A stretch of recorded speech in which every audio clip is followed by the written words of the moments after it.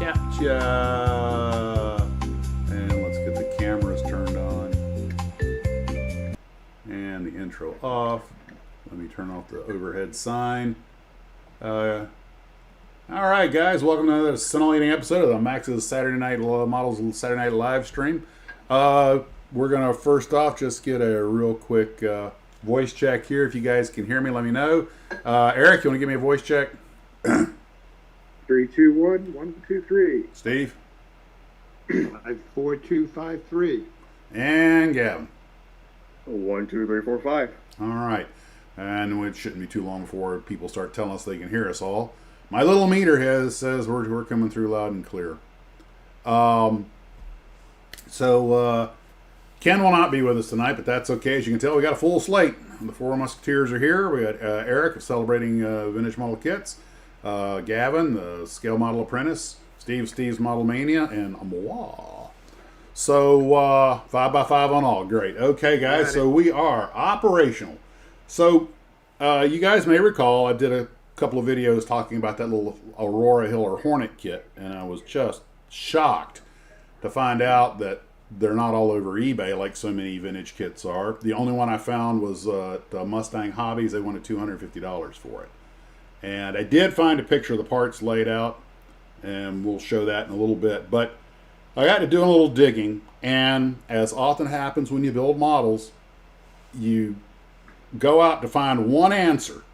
I wanted one answer to one question, and you're 15 slides in on 7 different aircraft, and it just, down the rabbit hole I went right off the diving board. So, for starters, for those who don't know, tip jet helicopters are helicopters that do not have an engine or a transmission. They have little, usually ramjets or pulse jets, and in one case we'll talk about an actual turbine jet engine on the tips of the rotor blades that power it and spin it around.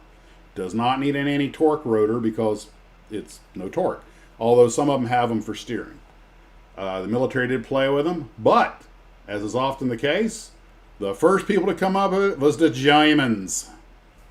1943, Doppelhoff with his WNF 342, and I was shocked that AMP makes a kit of this incredibly obscure aircraft. Of course they do. Of course they do.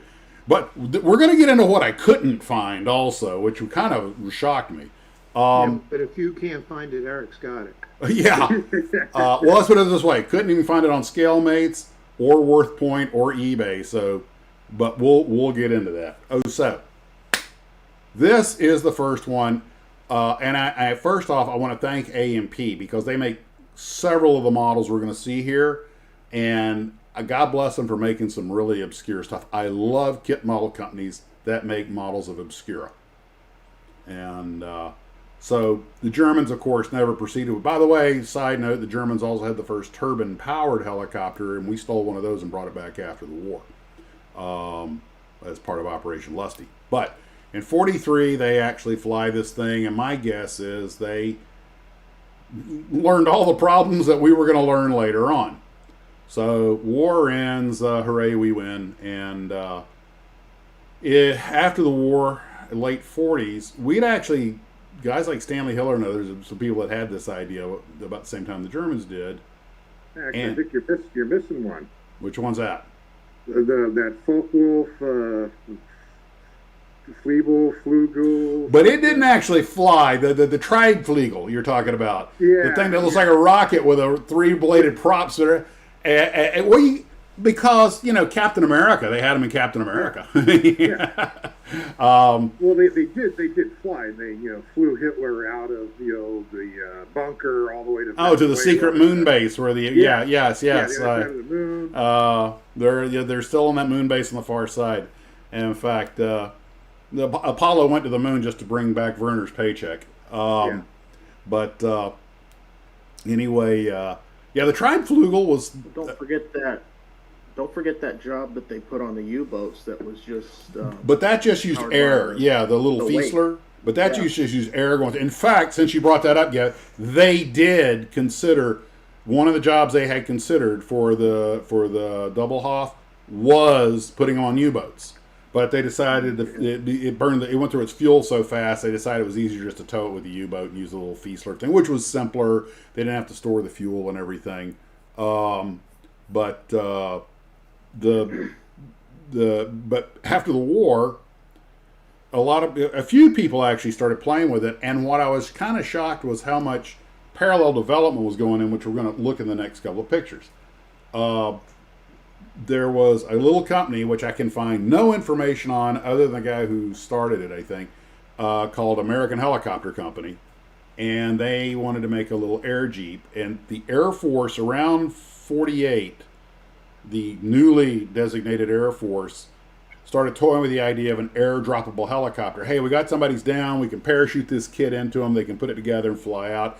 Now, we all probably grew up seeing Popular Mechanics and all that other stuff with all of the cool pictures of a helicopter in every garage and all that sort of stuff. And we're going to get to that. But the military was also, of course, most of those were piston-engine helicopters. But let me see, I've got it here somewhere. There is the picture. Sorry, I'm covering Steve and Eric up. Let me move this over. Here's the Popular Mechanics episode or issue that shows the guy taking, this is from 51, taking a little Hiller Hornet out of his garage, to commute to work. And for the future that could have been. Because we've seen how much trouble we have on the highway. Can you imagine a sky full of these things? What could possibly go wrong? But we'll loop back to limited training teenagers, Oh yeah, because putting them in a 51 Oldsmobile wasn't dangerous enough. So again, AMP makes this kit, the XH26 Jet Jeep. I'm sorry, Jeep Jet I think sounds better, but they call it the Jet Jeep. I have not built an AMP kit, but I'm probably gonna have to go get one because this stuff's all just too cool. But the whole idea was you could drop this little thing in there and the guy could fly himself out. As I was telling Steve, they weren't the only ones. We also all know that Hiller got involved. But this was just intended as a little one-man rescue vehicle. Hiller was thinking more along the lines of a Army, a little scout chopper. And I meant to grab it and I forgot to. You can see it on YouTube. There's a little video. It was a film the Army made, a sort of a tongue-in-cheek thing. I guess the local air crew made it. This pilot comes out to one of these little Hillers that you see up here on the screen, and the little Hornets. And he starts just knocks the windshield off of it. He knocks the whole back plate off. He knocks off the faux tail rotor that was on it and all this other stuff until he's basically just got a frame and he flies it away and he flies it around like that.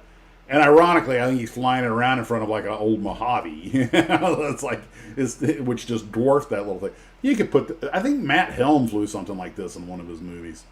He took it out of the trunk and put it. Weren't they also looking at like equipping like regular infantry troops with it to be able to, there was talk about that. That's why and take getting behind an objective or something. Just a short little hop thing. There was. And you remember they played with a bunch of different vertical lift platforms for that. They had the air Jeep and the little backpack helicopter. And Hiller was making most of the stuff. He was into the little, where Sikorsky was going big, Hiller was doing all the small stuff. And I got to give him credit. He was a really inventive guy. You remember why this stuff really flew? Yeah. Okay. Well, just not very well. Yeah. Dario just made an interesting point. Look at all of the things that were made like after the war that were the promise of flying cars or helicopters that never became a reality past the prototype stage. Of course not. Because nothing is a whole other topic unto itself. It is. And because nothing is as simple as now one of the big is what Eric talked about. They had talked about, these would be great for vertical envelopment is what the Army calls it. Flying behind the enemy lines. And then calmer heads prevailed and said, well, wait a minute. We have these larger helicopters that can already carry half a squad, and why aren't we just using those with professional pilots? We're going to train every 18-year-old infantryman to fly one of these things, and the Marines were playing with that one that you literally put it on your back, And they were like, so you're going to use your leg as the landing gear. What could possibly go wrong? Yeah. So they put a tripod on it, beefed up the engine, and said, okay, we'll fly it this way. And the thing was such a squirrel to, well, I shouldn't say it was a squirrel to fly. Apparently it was stable, more stable than any right to be. But still, they were like, the logistics behind this just isn't going to work. And the thing only went 70 miles an hour wide open. It had a very short range. And the thing is, there was no stealth. Apparently, you could hear these things miles away. Those things were so loud. Noise was like for every single tip jet we're going to talk about. Noise was a chief complaint for every one of them. And those also rollerblades think about trying to do an assault at night, and you got that that flaming disc coming at you. And so, Corporal, what happened to your legs? I don't want to talk about it. Yeah, but just by a function of the propulsion with those ramjets, the blades of the ends of the blades have to be going supersonic. No, they can't. It's going to be violently loud. Actually, since you touched on that, obviously rotor blades cannot go supersonic. If you get tip Mach, they're coming apart. Since ramjets work. Well, ramjets are not efficient in anybody's world, but they're way less efficient subsonic at low speed. Yeah. The only time they get anything approaching an efficiency is supersonic. Well, the blades have to turn subsonic, and as a result of that, that's one reason they guzzled so much gas and made so much noise. And just to add insult to injury, the ramjet itself, if you lost power, which would most likely come from running out of fuel because there's not much to, I mean, a ramjet doesn't even move in parts. Although some of them, we'll talk about that, did have actually pulse jets. But anyway, the ramjets, if you had to auto-rotate, the drag slowed the rotor down. So you were coming down like a stone. I think they said 490 feet. 490 feet per, no, it was more faster than 490 feet per minute. Maybe that was it. But you had one shot at the flare, and if you didn't time it just right, you were crashing. And the whole thing, I mean, they played with it for a couple of years. They just couldn't get it to work. One of the chief problems all of Hiller's lift platforms had, you guys have probably seen the flying Jeep and the little Shawnee, basically the thing you stand on. The guy could sit there and shoot because the problem was it was too stable. It had contra-rotating blades. He goes, you had to lean real hard to get the thing to drift. And he goes, by the way, while I'm up there with my little carbine banging away, and recoil wasn't a problem, surprisingly, he goes, you do realize I'm sitting up there where everybody has got a clean shot at me. What am I supposed to do with this? And personally, I'm thinking you use that for like getting guys across a river or something. But and again, noisy as the day is long. But there's no stealth in any of these programs. And the Army's like, look, if we want to go in quiet, we'll send them in gliders. And a lot of people don't realize this. We still had trained glider troops until the mid-50s. Yeah. I think the last glider training operation was 54 or something like that. It might have been in Italy, but that was the last time the glider riders did their thing. But basically, like, look, we can just use a helicopter. I mean, a real one with a crew. Who knows what they're doing? And all the guys will land intact in one spot. But the concept was wicked cool. The idea of a soldier with something on his backpack that will make him fly was so good. Even the Imperial Stormtroopers eventually got him. So remember that episode? They fly now. They fly now. That's the best line in the history of that show. Oh, great! They can fly now. Now, Kenneth Lewinsky says, "How about those Johnny Quest flying platforms?" That would have worked. If you remember, the Army toyed with those for a while. But Dr. Benton Quest had some sort of anti-gravity, right? Yeah, well, that's because he was Benton Quest. Because he was Benton Quest. Yeah, if you could have made that, they would have absolutely fielded something like that. Because Johnny Quest has got the greatest intro song in the history. Oh yeah. It's like 5 minutes of the coolest, banging jazz, man. Do not get me started on that. I've watched the documentary, that 3-hour documentary, like 5 times. I can tell you more about that intro song than anybody here tonight wants to know. Okay, guys, whoever had 14 minutes for the first tangent wins. But when I look at that Hornet, when I look at that Hiller job, it just looks like George Jetson's car. Mm-hmm. You just take the rotor off, and AMT's got a kit of that. Kind of reminds me of that little bubble that Tom Cruise was flying around in Oblivion. But yeah, and then you look at the time they were experimenting with this. Bell's getting ready to drop the Huey, which was probably one of the best helicopters ever made. oh no, the Huey is the helicopters with the DC-3 is the airplanes. It is the Bell of the helicopter. And you know, the 50s and the 60s, the Army was off its rocker a little bit. Vietnam kind of brought them back down to earth in a way. Literally. But the thing I admire, I mean, okay, let's just take one quick look at this. Just look at that and tell me that there was no such thing as an idea we won't try. You know, they were willing to experiment. And these were not expensive programs like a jet fighter or something. And to my knowledge, nobody was killed in these programs, which in itself is a small miracle. But it kind of runs along the lines of like when the Navy was, and I think the Air Force also was, doing the early vertical takeoff fighters. You had, like the Pogo, yeah, and the Salmon, yeah, absolutely. And the Ryan Vertijet, I mean the concept of, taking off in this turboprop thing. First, just climbing up to the cockpit was dangerous. Just getting in the aircraft was dangerous. Not to stand in judgment of the crane to put you into it. I don't want to sound like I'm standing in judgment of these guys, but I think they missed a couple of opportunities. I realize they wanted as little infrastructure as possible, but the Ryan Vertijet, you had to have the platform and everything, and the Ryan Vertijet probably came as close as any of them because it really did do what it was supposed to, but it couldn't carry any payload. But to give you an idea how much this was in the public psyche back then, Popsicle had trading cards with the Hornet and stuff like that. I mean, all of us saw the popular mechanics or whatever, and this was in the American psyche at this point. Oh yeah. And it was this golden age of design. Just any idea somebody would come up with. Hey, let's see if we can do that. And government would throw money at it. Yeah. Or investors. Private money would be thrown at some wacky dude with an idea because hey, if it takes off, I mean literally, there's potentially millions of dollars that are going to come rolling in because of it. And don't forget, with advances in technology, some of these ideas are starting to get revisited. Yeah. So some could actually now be done because of the materials that we're using to build things.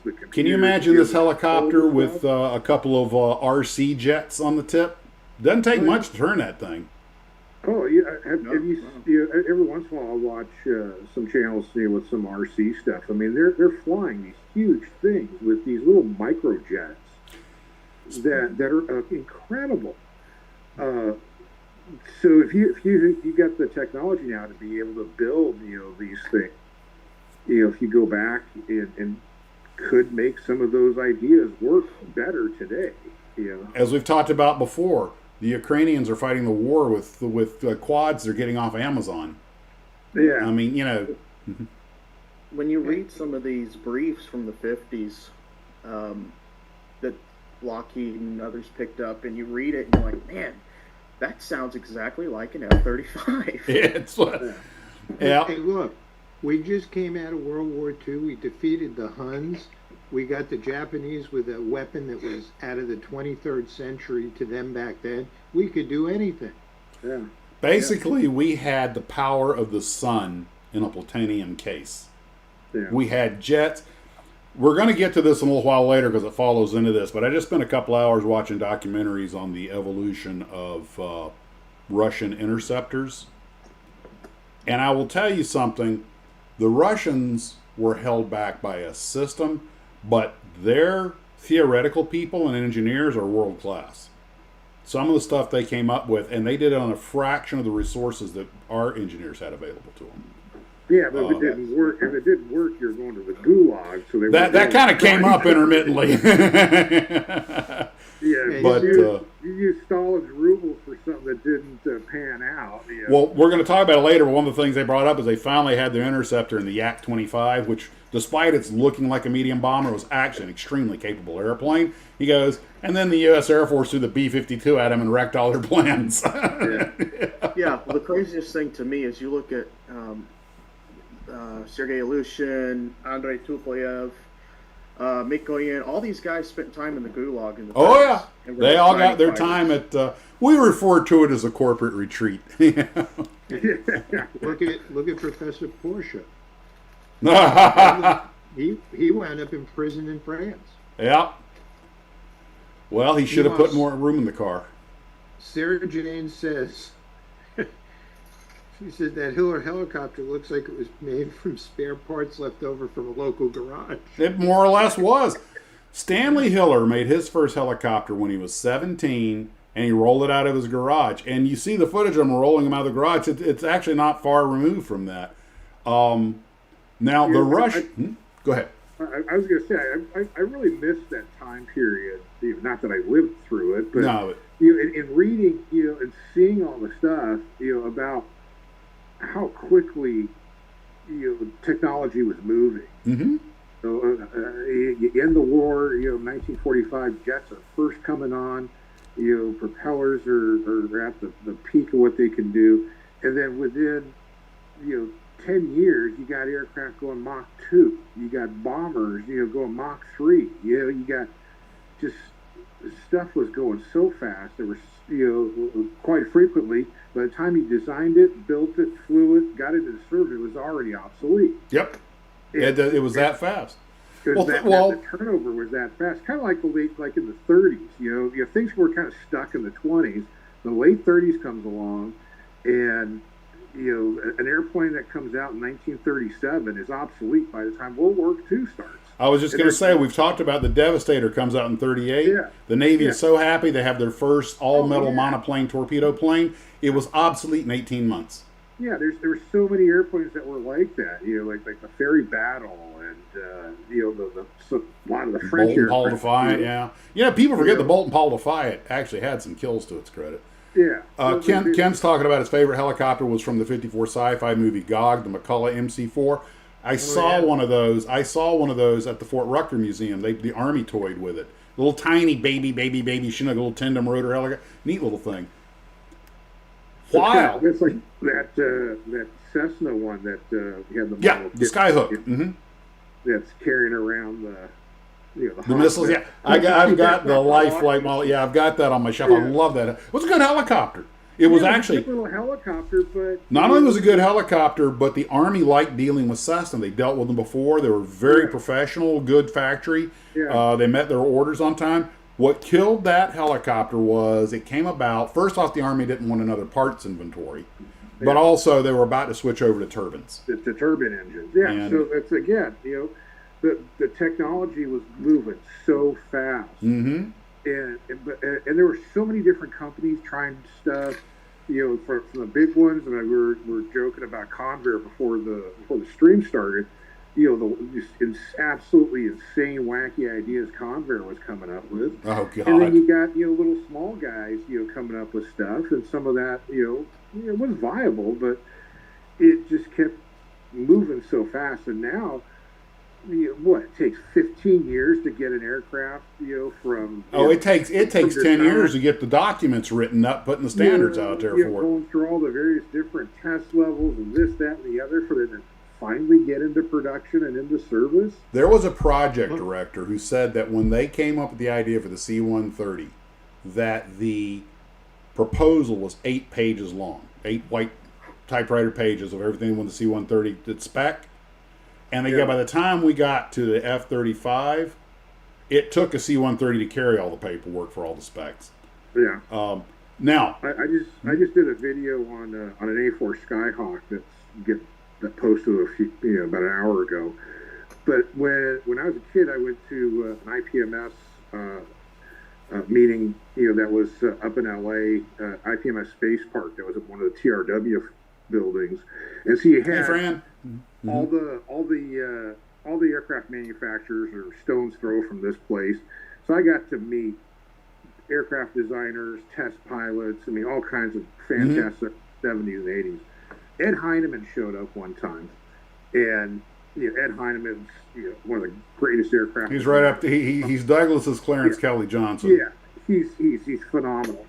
So he's telling the story about the Skyhawk. They went to D.C. with some proposal for what the Navy was asking for.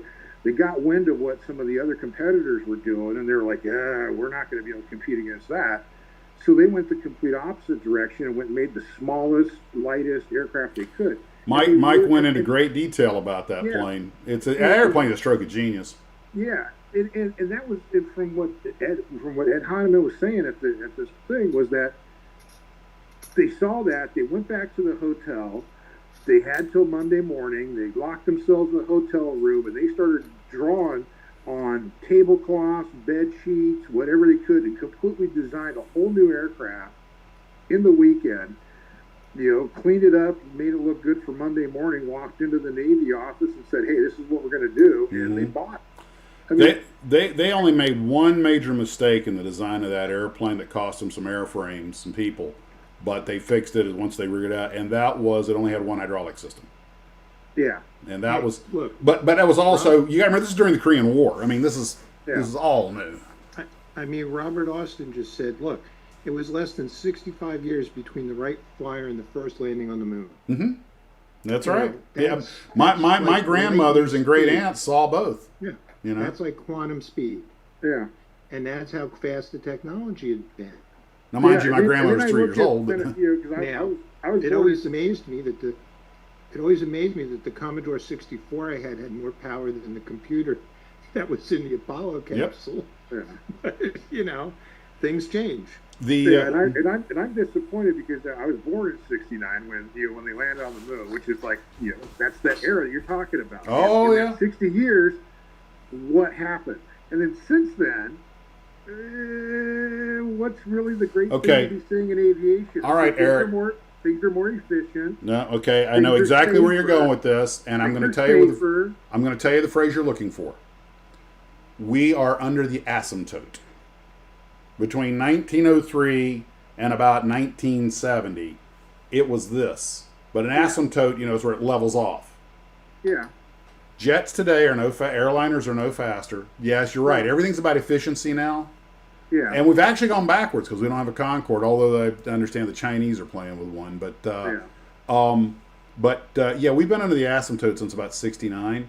You think about it, modern jet fighters are, with the exception of the F-22, but modern jet fighters, by and large, including the F-35, are slower than they're because now. But I remember just having this discussion. It was when I was at the Nats up in Virginia. The Navy, a bunch of naval aviators, young lieutenant, junior grades, and lieutenants they had a booth there just promoting the Navy, right? And they were everyone was an F-18 pilot.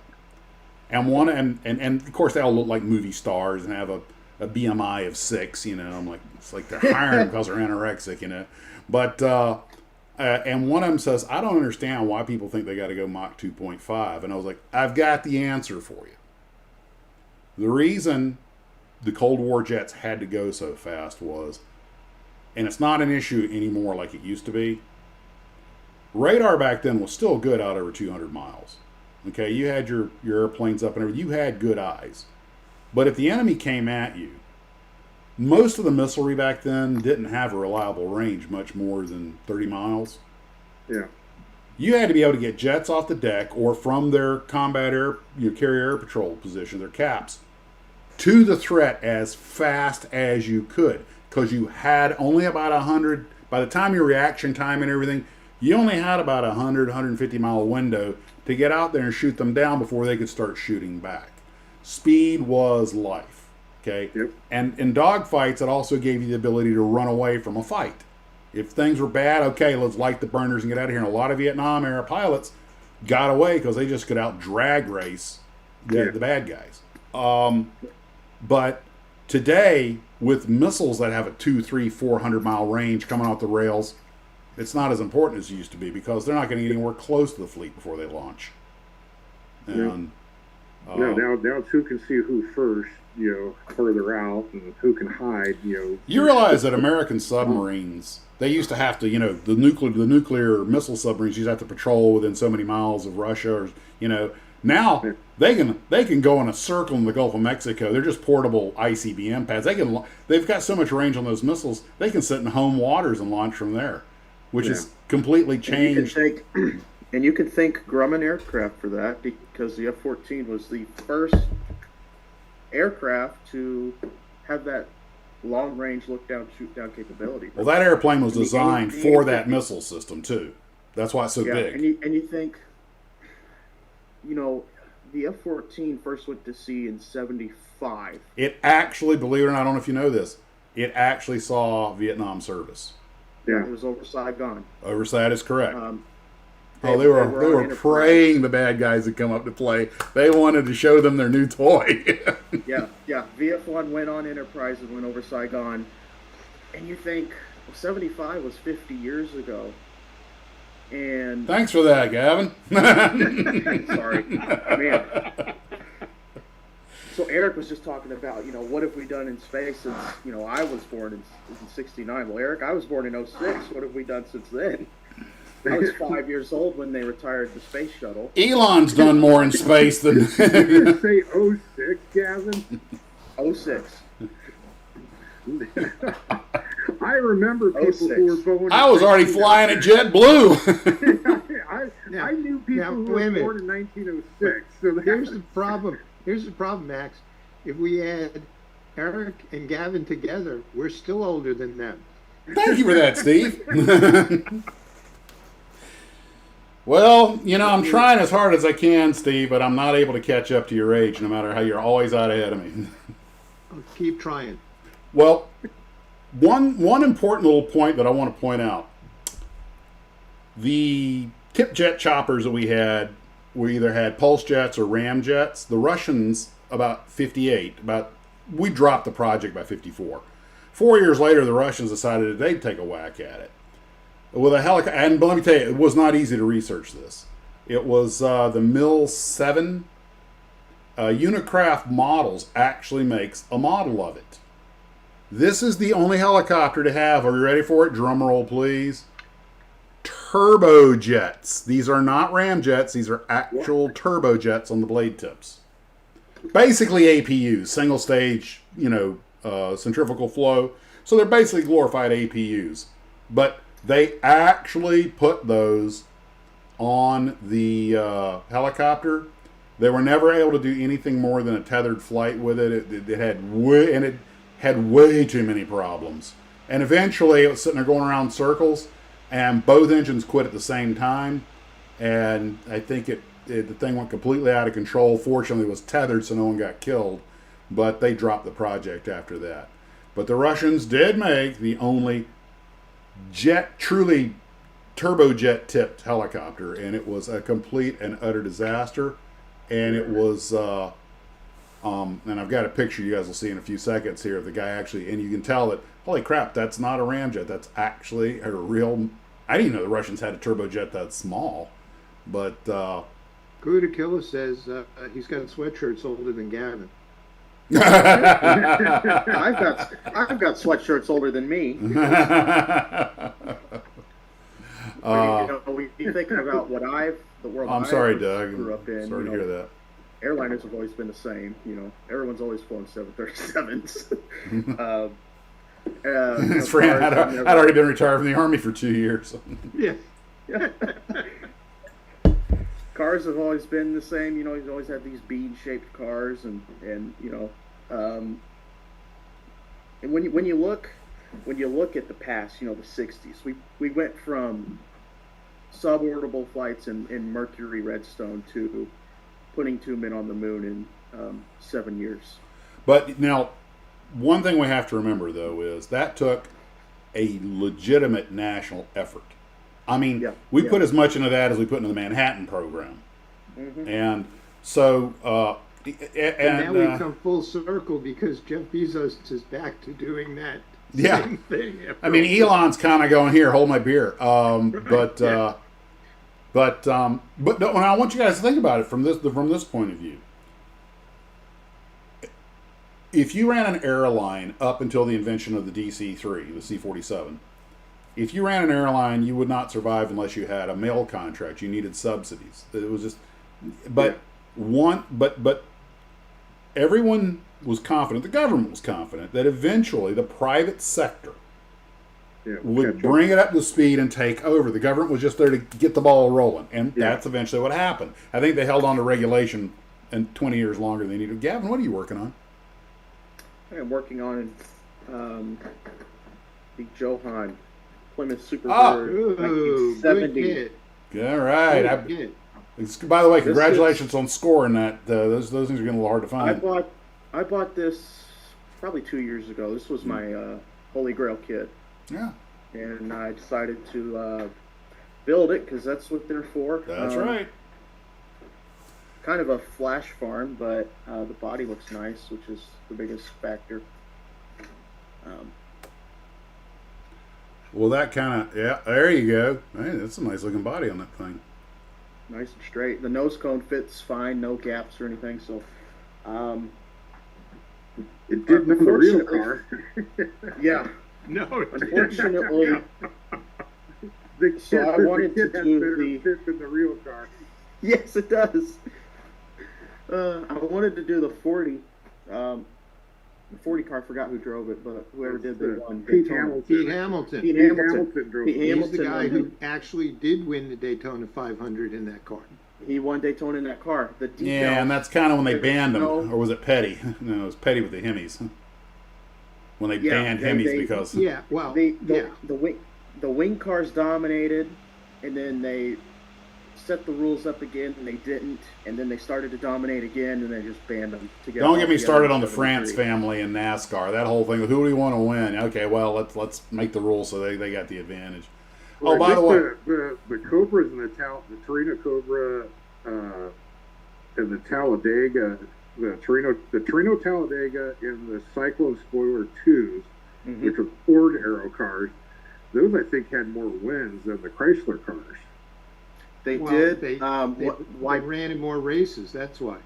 Yeah, they were out longer. The Chrysler cars dominated like every other race for 2 years, and that's why they got the cult following they do. One of my friends who's a big NASCAR guy was like, he blamed Richard Petty for the Hemis getting banned at NASCAR because he was winning everything. He won too much. You were in that Johan, you're talking about building a kit. Here, stand by for complexity. After working on the Sky Crane, I'm like, are you kidding? The APU on that thing has more parts than this. This is the only photograph I could find of the Aurora YH-32 Hornet, the Hiller Hornet, from the Aurora kit. And one thing I noticed right away, and it's even on their box art, is this is not actually the version that the military played with. This is the civilian version. And I will wager you dollars to donuts that the minute Abe Shikes or Joe Giammarino saw that thing in Popular Mechanics, before the military even knew it existed, they handed some guy and said a picture and said, make that. Yeah. So if you do have the... If you do they were looking out the window of the factory, saw it through the window of the house next door, and said, "Hey, let's make that model." Yeah, that's how they did it. So this kit is not only not really accurate, and you can tell by the very low detail and everything. But don't get me wrong. If I ended up with one, I'm sure I'd build it. But I don't. I'm surprised Atlantis doesn't have that one. They have the other. Nobody knows where the mold is. Kits. I don't think anybody knows where the mold is. But that's one. Yeah. In fact, since you brought that up, I meant to show this picture. Helicopters for industry. Who wants to take this one? Eric, go ahead. I know some about it, but helicopters for industry. They were the first company to produce a few helicopter kits. The molds ended up going to. I think they ended up with Aurora. Aurora, that's right. Aurora didn't actually cut the molds, nor on any of these helicopters. Yeah, they were only around for a couple of years. There's a couple of the kits had a couple of different boxings, but they were very simple kits. I passed one up at one of the Buena Park shows a few years ago because I didn't realize what it was. Mm-hmm. You know, I'm like, oh, what the hell's this? You know, helicopter for America? What the? Yeah, this is. I thought it was like a toy thing or something like that. I didn't realize exactly what it was, so I wished I'd gotten it because those are extremely rare. And the top three are the same model. It's the Hornet, Yeah. just Army, Navy, and civilian. Yeah. And they were loaded. In fact, the Atlantis Hup is the one on the bottom right. It's Yeah. you know, and I built it, and it's an easy kit to build out. I mean, this is something that came out in '52, you know, and The H-21. yeah, Didn't it go to Vietnam? it did.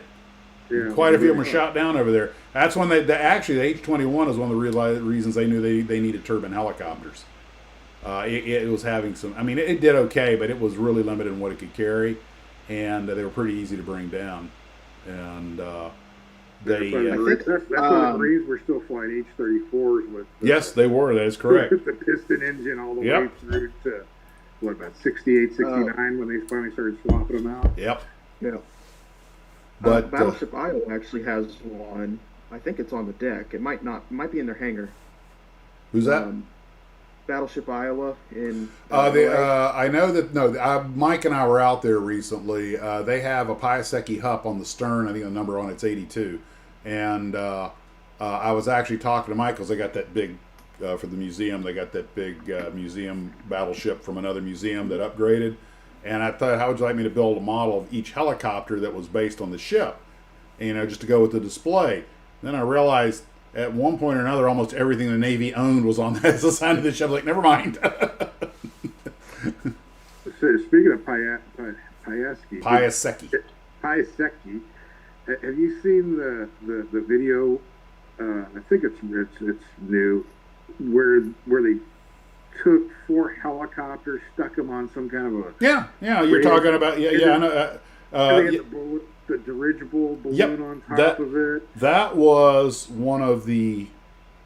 I'm brain farting on the name of it. I actually just watched the long documentary. A guy was killed in that crash. Yeah. And that was the concept wasn't bad, but that thing was kludged together. Oh, yeah. You know, bad welds, a 30-year-old envelope on the. I mean, it was operating on a very thin budget, and it was.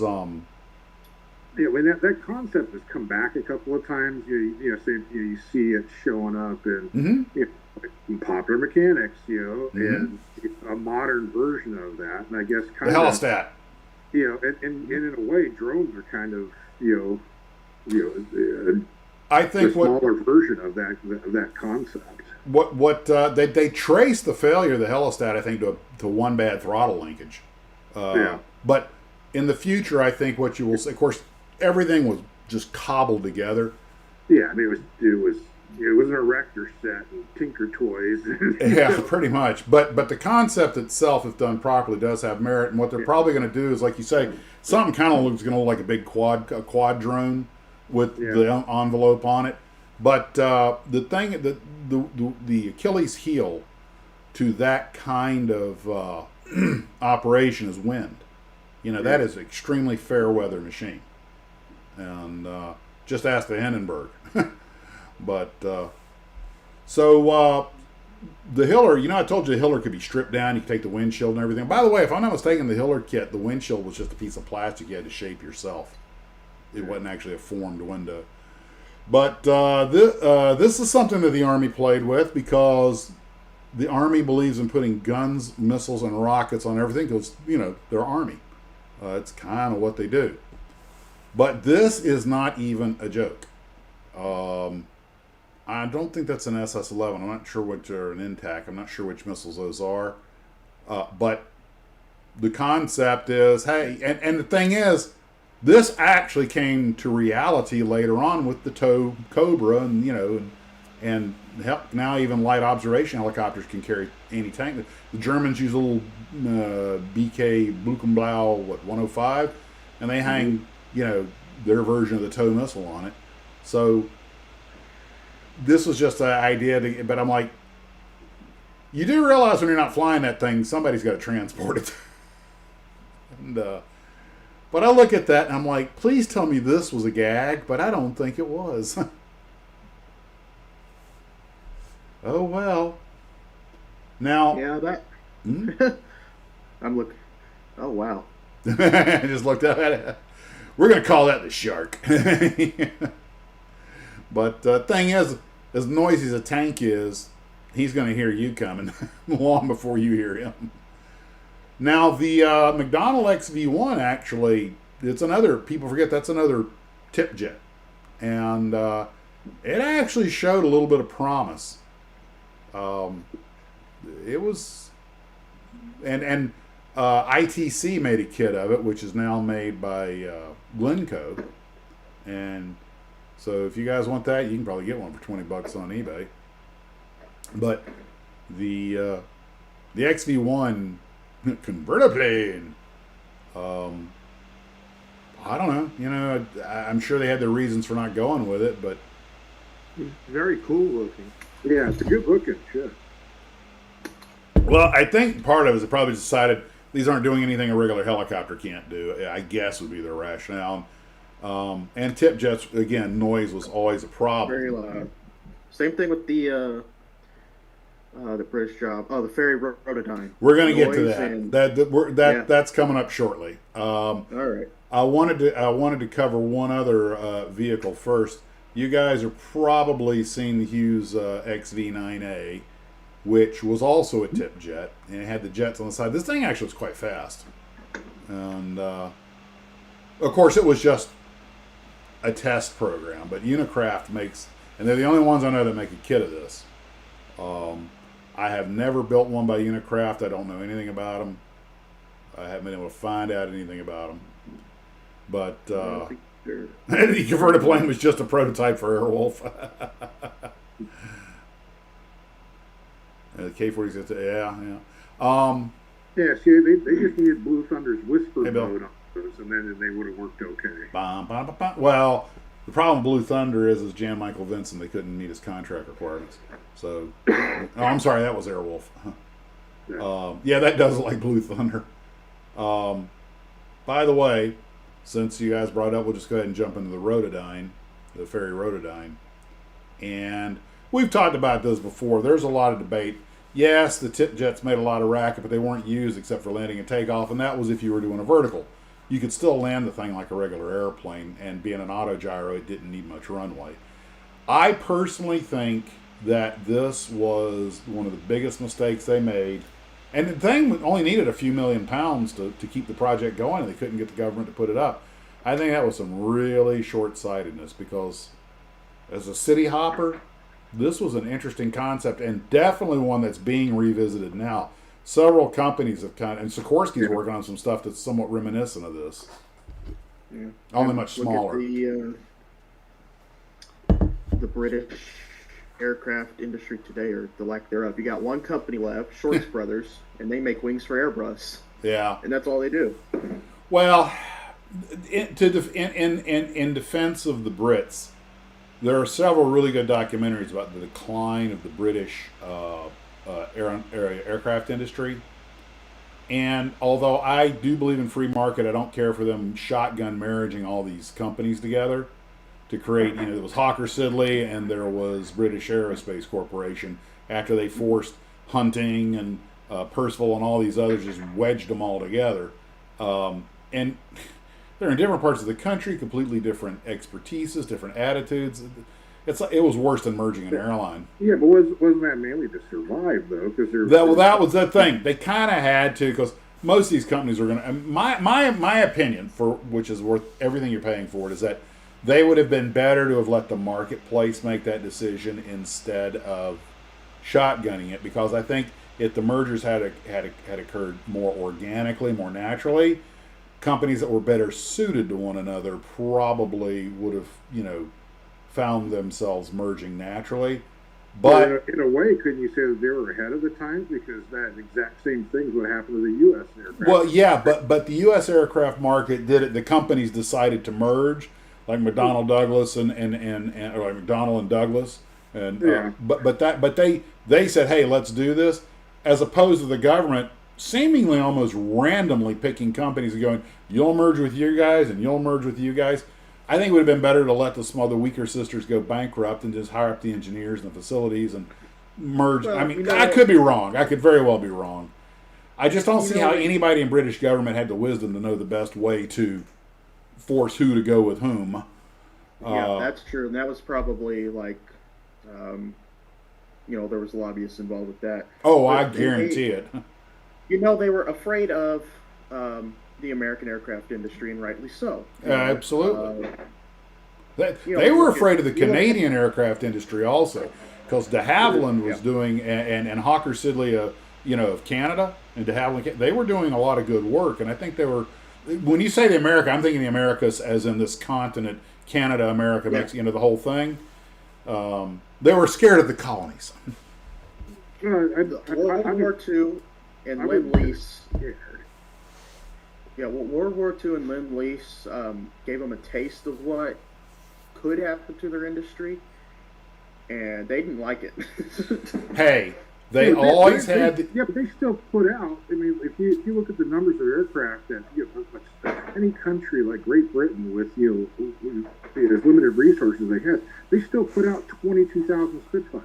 Yep. Yeah, They still yeah. put out like 10,000 Lancasters and 5,000 Halifaxes and 10,000 Wellingtons. But Canada I mean, they still with built a lot of planes. But Canada, with a smaller population, put out, I forget, it was 8,000 Lancasters. I forget how many it was, but they put out thousands of Lancasters and Mosquitoes.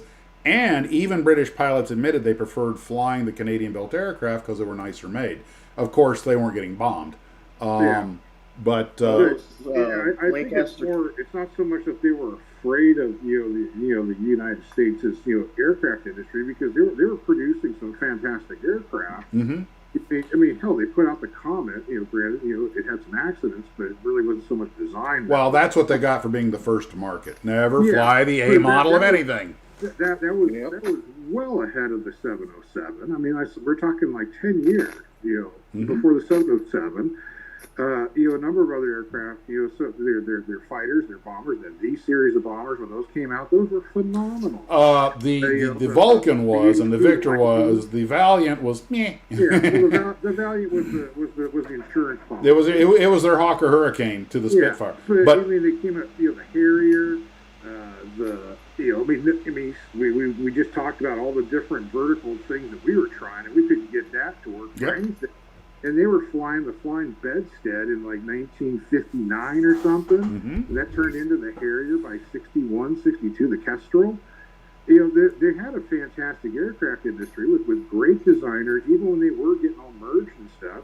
It was the money. They didn't have the resources. Money. But, The UK got hammered by World War II's cost. well, that's where I was going when I started this. Was they were basically bankrupt. The empire, the sun never set on the British Empire. By 45, they had the Channel Islands. Yeah. The empire's disappearing. They're having to deal with all these, Malaya and Ceylon and all these Yeah, I mean, wars they and were stuff. rationing until the mid-50s, Yeah, that's right. So that's what really killed it. It's not so much the merging. Yeah, it was I think was really it kept it going longer than it probably would have if they didn't. The British were basically bankrupt after the war, and they did not benefit from the Marshall Plan because they were an ally. Mm-hmm. And but one of the things that killed British industry or British aviation, or largely killed it, was everyone knows, and the United States is probably next to the Russians the biggest weapons seller on earth. You never make your money selling to your own government. That's how you get started. It's foreign sales is where the money comes in. And they were having to compete with American products. And the simple fact is, people took one look at the Attacker or the Supermarine Swift, and they looked at an F-86. There was no question. How many Hawker Hunters did they sell around the world? Which was probably their best post-war airplane for a very long time. Yeah, they sold a ton of those around the world. And maybe Max, you need to get an Englishman on here, because we're all looking at this from the American perspective. Sure. And, I think it'd be it's definitely an interesting conversation. Well, you need a British historian. But one other problem the British had was the same problem the Canadians had, especially after the cancellation of Arrow. a lot of them stayed and worked, but a lot of them were like, Lockheed or Boeing or somebody comes in and offers you great money and all this other stuff. So, we're guilty of stealing a lot of their engineers and original thinkers and stuff. And Sarah Jane just chimed in. She said, we not only were bankrupt, we didn't pay off the Lend-Lease until the turn of the century. Yeah. But the infrastructure like railways and roads were totally knockered as well. yeah, so and people forget the importance of these things. Yeah, they had a lot of catching up to do internally to get the country right. And Kudakilla says, much like never fly the A model, never build the Aurora model of the new aircraft. Especially a Soviet one. It is the A model, the Aurora model. But the United That country got States, bombed for 5 years straight. well, the United States was flush with cash after the war because we were making all the products. People talk about we gave all this money in Marshall Plan. A lot of it came right back to the United States because they were buying a lot of our durable goods. And when it came to like Germany, we basically got to tell them the Luftwaffe will fly American airplanes. Don't you agree? And look, I don't have to tell you guys, the toy business and the arms business and show business, all three have one thing very much in common. They are cutthroat and don't take prisoners. And, the U.S., we were giving away a lot of our surplus stuff to countries that need them. The French were getting B-26s, and, the Italians were flying Thunderbolts, F-47s. And, but we were saving all the new stuff for our new NATO allies, which, you should buy our stuff. And probably one of the most vicious cases of the American government meddling in foreign affairs, and I believe this to my core, is the Arrow, the Canadian CF-105. Absolutely. When the U.S. I believe when the U.S. Air Force said we want that airplane, Lockheed and Convair and everybody else got on the phone to all their bought and paid for senators and crush them like Godzilla. That was the death knell. And I'll still disagree with you guys on that one. I'll tell you what the first job for the 105 would have been. It would have been a reconnaissance version. With that big empty bomb bay, you could have jammed cameras and fuel tanks in there. You had a great recon plane. Yeah, but we needed to make a missile that was worthy of it. In a big way. That would have taken a lot of overseas sales away from the United States manufacturers. A lot of countries would have bought it as a status symbol. They needed overseas sales to even remotely that it was going to work, but the development cycle on it just kept dragging on, and on the missile system, the airplane itself was actually, and the thing is, what it was a great platform with it. And if they'd ever flown, I'd love to have seen what it could have done with the Iroquois engine. They had one with an Iroquois engine that was less than 2 weeks from flying. It was virtually flight ready. The Iroquois engine still wasn't proven yet. And that's what I'm saying. They should have just stolen the airplane, which some Canadians believe they did, and just gone out and test flown it in secret. Yeah, it's snuckered away in the back of Bob and Doug's van. It's in a secret base in northern Canada under the ice in an ice igloo hangar, waiting. That's right, just waiting for a comeback. It's at the Possum Lodge, obviously. No, it's at the brewery. No, I haven't seen some articles or videos claiming that hey, we could put it in production today and it would still be a viable aircraft, and it's like you have no idea what you're talking about. If you had that airframe today uprated, it could do. There are a lot of jobs it could do, but it's stealth is the new key, so it's not going to survive in a first world threat environment. It's not. They'd be like, granted, we're still flying B-52s around. Let's put it this way: I'd rather go with a Target and an Arrow than a B-52. If I'm fast, maybe they won't catch me. But the thing about I this might ruffle some feathers. I have some strong opinions on the A-10, and we don't have to get into that if we don't want to. But I'm an old infantry soldier. It's the grunt's friend, so I don't want to see the A-10 go away. The B-52, we'll start with the B-52. The manned nuclear strike mission will never be obsolete. Yeah. No. You're always going to want a human being in there with their finger on or off the button. Yeah. Look, as much as my own computer glitches, I'm not about to trust it with nukes. As great as... Did no one see Colossus the Foreman Project? Right. As Or good as 2001. ICBMs are for, as good as ICBMs are for, we'll say atoms on target, you can't recall them. Nope. I will tell you something. Yes, the saber rattling is what you're referring to. It takes away your ability to saber rattle. But I will tell you, I know if we ever hand the nukes over the computers, I know what the last message for the computer is going to be. Did you idiots ever actually watch the movie? Yeah. If Terminator did not warn us. Yeah. You look at, Eric was talking about the Arrow and how some people think it's still viable. I mean, what's a comparable airplane? The F-15. Yeah. The F-15 was 10 years after the Arrow. Yeah. You know. But I'm just saying, if you had a fleet of arrows by magically ordained with the Iroquois engines, you could find viable missions for them. Mostly, I think, in high-speed reconnaissance. But most airplanes now are bomb trucks anyway because the missiles have such long range. It doesn't really matter what you hang it off of. Christ, you could launch missiles off of a Falcon jet or a Learjet. You know, I mean, you got missiles at 80, 100-mile ranges.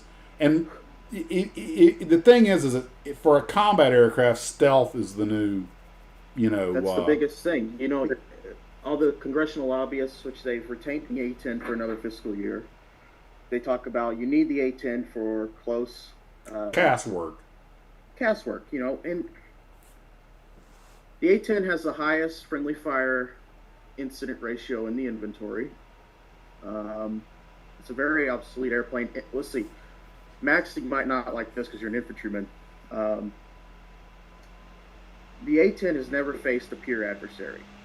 Oh, the A-10 won't survive 5 minutes in a high-threat environment. The A-10 is a second world. It's the airplane you want in Afghanistan or You're not taking that thing in to fight at anywhere that has a real air defense network. No, absolutely not. Why? You could say waste... the same thing about almost every aircraft we got going right now. They've never really faced a peer adversary since Vietnam. And that's the Russians' fault. For two things. The Russians did two things that created that situation. One, they lied to us about what they could do, so we made an airplane that could beat a myth. And secondly, they failed to invent anything to catch up to us. So that's on them, not on us. The closest thing that we've come to any kind of real air combat was Iraq, and our aircraft were a generation ahead of what we were going up against. The few that they had that could possibly have maybe done something against us, they took off and ran. And we completely overwhelmed them with hundreds of aircraft and air control and stuff versus a half a dozen planes. Where the A-10 proved its mettle, because the A-10 is essentially an anti-armor. That's what the gun was for the bus tanks. Yeah. And without mentioning any countries, there are a couple of countries out there that are still very heavily invested in armor where that plane could come in handy. That said, it's not irreplaceable. I mean, any tank guided missiles, other aircraft set up for the CAS mission, helicopters. I mean, Apaches are great tank killers. Yeah. Well, the DoD itself says that the A-10 can't penetrate the newest tanks, even the tops of them. And if that's the case, then but that's the weapon, not the airplane. That's the weapon. That's true, and that's the ammunition. So maybe they could, come up with a new round, whatever. But my point is, you can either have an A-10 low and slow, putting a pilot in harm's way, as well as your own troops on the ground, or you can have an F-35 drop a single JDAM through a bedroom window without being seen from 45,000 feet. That misses the whole point of close air support. I mean, all you have to do is look at the two big wars prior to that. You got Korea. We had jets. What ended up flying the close air support? Sky Raiders. Sky Raiders. Yeah. And same thing in Vietnam. What was Gavin, the favorite aircraft for them to bring back was the Skyraider. Yeah, let me. Because they got loiter time, and going slow was an advantage. It is because you have to be able to make your the- target out on the ground. Fast is not good in air support. It's one reason helicopters do such a good job, is their ability to go slow or hover. Yeah, and so in a way, some of this stuff has been replaced by helicopter, like Apaches, and have replaced some of that close air support. But the Apaches have some serious limitations on them. A lot of people don't know that. Now Apache doesn't have a lot of loiter time, but a lot of people don't know that it takes about 30 minutes to pre-flight an Apache and get it in the air because all the electronics. And it takes a little longer for it to get on target. Yeah. Granted, the A-10 is not the fastest thing in the world. No, but we would hear the A-10s orbiting behind us. We would hear those whine of those turbines orbiting behind us. We knew that he's just sitting there loitering in the area. He'd be there in a minute and a half.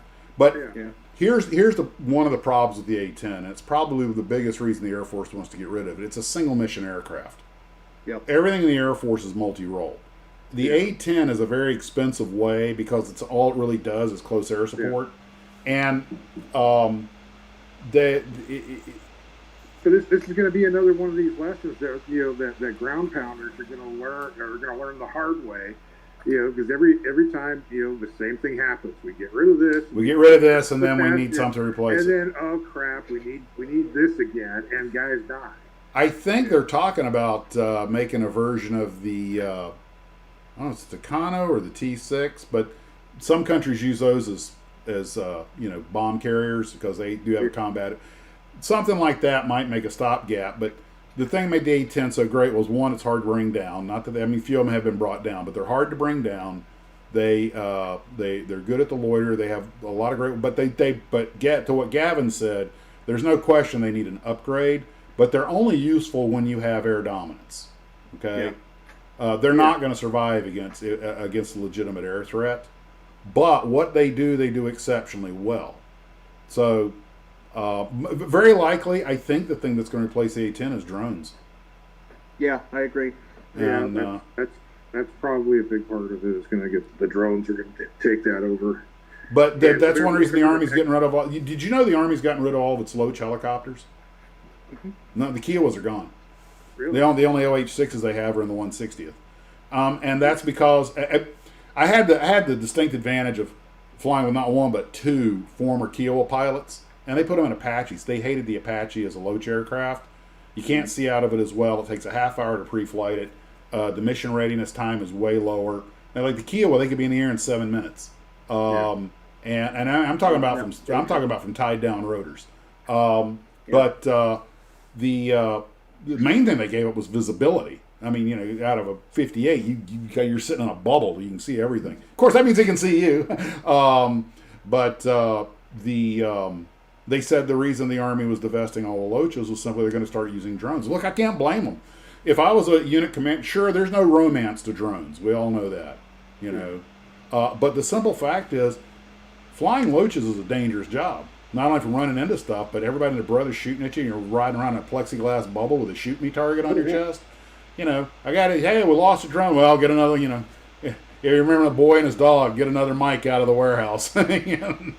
Well, here's a couple comments. Natasha Karinsky, the airframes have a lot of flight hours, and there's no new frames to replace. So that's true. We haven't built a new A-10 since 1988. The factory where they were built doesn't exist anymore. I guess, hey, Francis, I can see the drone becoming a drone hunter. That's I don't think we've built any B-52 since 1958. Yeah. Hey, you send them back for a strip down and refurb. Yeah. But yeah, they pull B-52s out of Davis Monthan all the time, and they're on a constant rotation out of that place. But the reason the Army can't have the A-10 is the 1948 Key West Agreement. Yeah, I was about to comment on that. It take an act of Congress because it's currently illegal. And getting back to the tip jet helicopters, though, here are two helicopters. What were we talking about? That was a tangent. Here are a couple of helicopters that I think are historically noteworthy, even though they're nowhere into production. But I was shocked I could not find a kit of either one. All right. I couldn't find the Little Henry, which was like McDonnell Douglas's first little experimental tip jet. And I couldn't find the Hughes XH-17, which was originally a Kellett design. you guys remember that big Hughes XH17, that gigantic thing that Hughes bought from Kellett that I didn't realize till I checked it out. That thing actually had afterburners in the tip jets. That's why you see the flames coming out of that rotor tip. And I'm kind of like, they said you could hear that thing 8 miles away. The noise. And I'm like, well, in the thunder screech, just fly a couple of those overhead, you'll deafen the enemy. Yeah.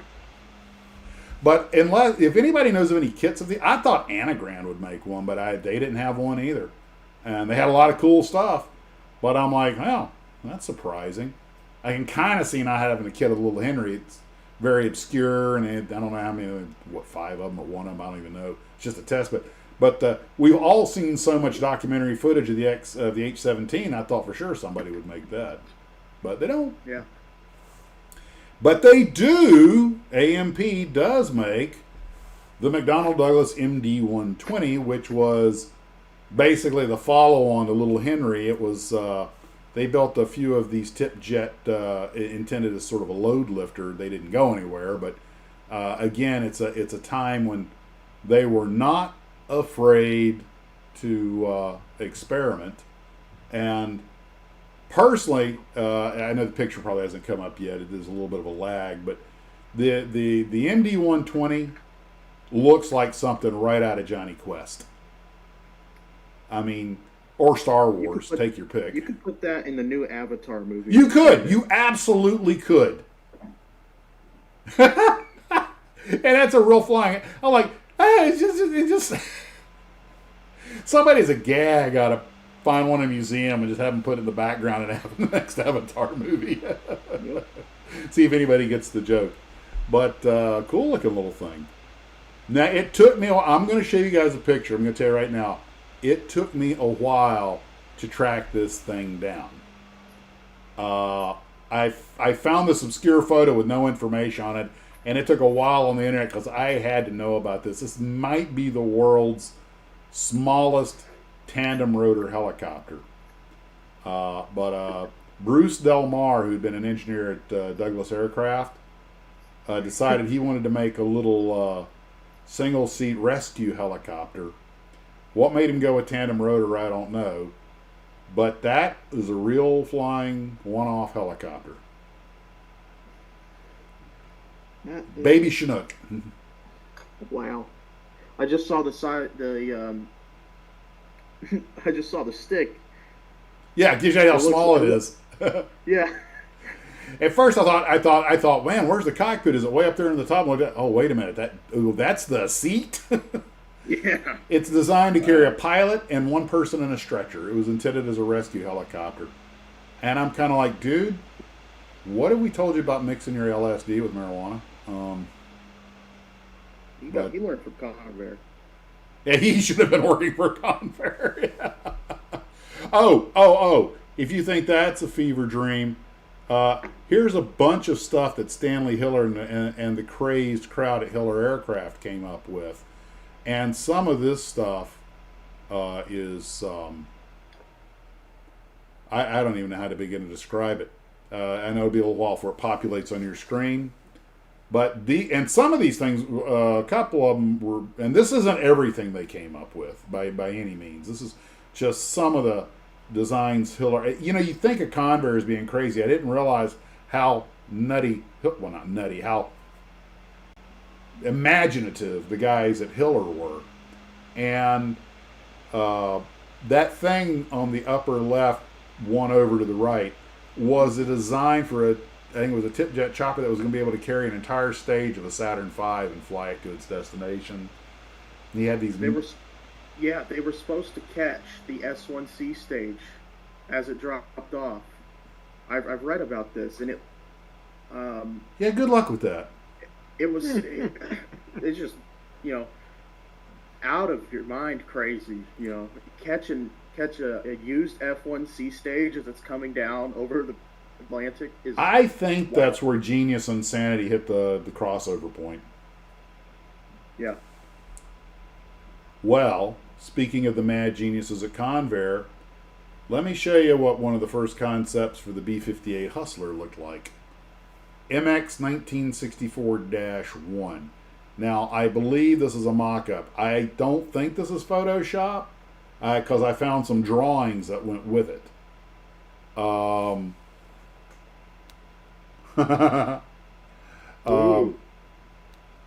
Yes, that is real. Yeah, I've seen that picture as well. But it had the B-47 style, Boeing style, single pylon with both engines on it. One of the problems with this design was the idea was put the weapons pod up front to streamline everything, and the canard is on the pod to make sure it separates properly. But part of the problem was you had to add a lot of dead weight because the pod had to have a nose gear, but the fuselage also had to have a nose gear so that if you got rid of the pod, which you were supposed to do on a real mission, once you jettisoned the pod, you still had to have a nose gear to land on. So you basically had to carry 4 landing gears, and that was a lot of dead weight. Obviously, they didn't go with this style, but aerodynamically, it was cleaner than what they wound up having to do. So, Sarah Jane wants to know, was Hiller an escaped Jerry Anderson model designer? I would not be surprised to learn that he consulted. But I really do admire what Convair was looking at with this thing. It's just beautiful. That really does look like it came off a set of Jerry Anderson production, but Jerry Anderson loved to kit bash B-58s. I would say 5% of the vehicles he made were made from kit bash B-58 kits. I think Matt Teven over at Matt Line 1961. He's done. I think he's the one that did. He did the video showing all the Jerry Anderson kit bashes, right? What kits were used and how they were modified. Really great video if you haven't seen it. Matt Line 1961.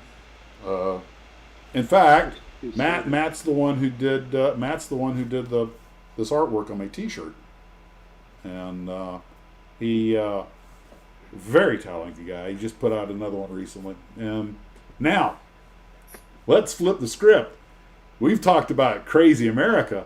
Let's see what they were doing over in crazy Russia. And these, by Russian standards, aren't even all that wild. I'm not sure if you guys are familiar with the Yak 200B. I'm sorry, Lavochkin. I just watched an hour and a half documentary on these planes, and I'm glad that ASA Models, or ANA, is it ANA Model? ANA Models makes this kit. This is the only kit I found of this airplane. The LA 200 with the LAG 200B. He gets all the politics and how Mikoyan and LAG and Yakolev and all of them were competing with each other and backstabbing each other and all the other wonderful things Russian industrialists do to one another. But that the Russian Air Force is adamant about using this radar. This airplane has 2 engines. They are not stepped. They are not side by side. They are one in front of the other. There is an engine in front of the cockpit and an engine behind the cockpit. I should have gotten a diagram for you. So how do the intakes work? Okay, you see the 3 scoops. Exhaust. Yeah, I think Yeah. I think the side scoops are for the forward engine, and the belly scoop is for the rear engine. And they had to make it really big to get that gigantic radar in there. It's a 2-man cockpit because he has a radar operator. And they said the airplane, believe it or not, despite its ungainly appearance, actually had some wicked performance and had a lot of advanced systems on it. Bleed air de-ice for the wings, a solid 2-way IFF. It had a lot of. I mean, this Yak. They talked about. They pulled out all the stops on this airplane. Screw, quick, and cheap.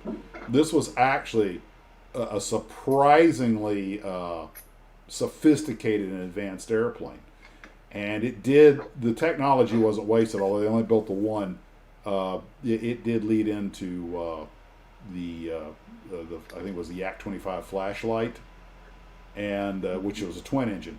And if you look at it, you can kind of see some of the structure there, the big round nose and the big wing and everything. But wasn't one. I'm not able to see the screen what you're putting up because I'm just on my phone. I don't have my other thing. Oh, But if I'm going off memory on that, wasn't the second or one of the two engines was angled downwards a little a bit? little bit. Yeah, I think it was the front engine was angled down just a little. Yeah. So because they couldn't be a true tandem because you'd be blowing one. But it wasn't like the MiG A320 where they were stacked one on top of the other. Yeah. But they were angled, but they were one in front of the other, which I was like, man, I don't know how much vodka they were drinking, but Brand says it looks like they copied the Aurora MiG-17 kit. I actually was thinking about that. It does. It's got the canopy from it. Maybe this is what the MiG. Well, this came along later though, so that MiG-19 was already in production. But it does absolutely have that vibe to it. In fact, if you consolidated all three scoops on the bottom, it'd just about be a dead ringer for it. I'm sitting here looking at the MiG right now. I'm like, hey, you're right, it is. But they were not to be outdone. But Yak kept playing, so they made the 250, the Anaconda. Oh my God! I mean, that thing's sitting in Menino or Chichina right now on display. And it just and that picture's not wrong. The nose droops down like that. It had to so the pilot could see. But I'm like, this just begs to have all kinds of comments and metaphors made about it because it's, well, you guys will see when it populates the screen. It looks like a Phantom. Just gives me that Phantom vibe just a little bit. It's just that ugly. Yeah. But you have to remember that these things were invented in a time where, in fact, here's the CF-105 on another popsicle card. Aviation, this advanced aviation was on everybody's mind. It was part of the zeitgeist of the time. And so you guys seen the French Trident? Uh-huh. Yeah, it looks like an F-104 with two freaking massive engines hanging on the wings. Yeah. It's got that long, skinny bullet fuselage, and then the little stub wings with these massive engines on it.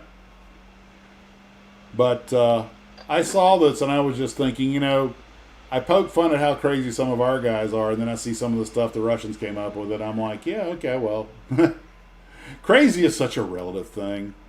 Yeah. But, okay, well, it is now time for the after show. We have covered everything I had. So what did everybody get for Christmas?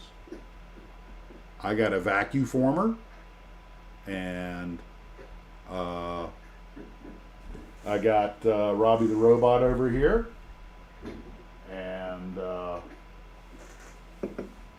I'm forgetting something really good that I got, but gosh, I'm gonna have to go back and watch my movie. Oh, I got my Toby mug, which is right up there. Yeah. Gavin, what'd you get for Christmas? Well, I showed it all off yesterday, but I got quite a lot of Lego actually, which is model adjacent, I believe. We don't judge too harshly. For me and a lot of people my age, Lego is the gateway drug, All part of our evil plan to conquer the universe. Yeah, putting plastic together, it's all that matters.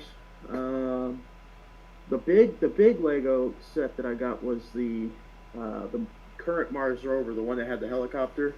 Yeah. It's actually, let me go. It's quite a. Eric, did you get anything cool? Plane ticket to Holland. A plane ticket to what? Holland. Oh, that's pretty cool. Bringing back wooden shoes? Okay, what were the points on the clogs for? What? On Dutch shoes, the points on the toes, what were they for? What are those for? The wood. There was a reason the shoes were made of wood and had points. Because Holland's very dairy-oriented cattle, so the cattles wouldn't step on your feet. If they did, it would hit the soft tender, and they would pick their foot back up, is keep you getting your toes crushed by cows. Oh, really? Huh. So what you got there? Ah, there it is. That looks like the thing that was attacking everybody in was it the Red Planet? Yeah. Yeah. I mean, you upscale this, and you can throw it in any sci-fi's movie as the Villain. Oh yeah. the Martian battle tank or whatever. Just needs a pop-up phaser or a Yeah. laser. With those things, which is crazy to me, these things are the size of a Ford pickup, and they're atomic powered. But I bought myself a couple things. First, I got this.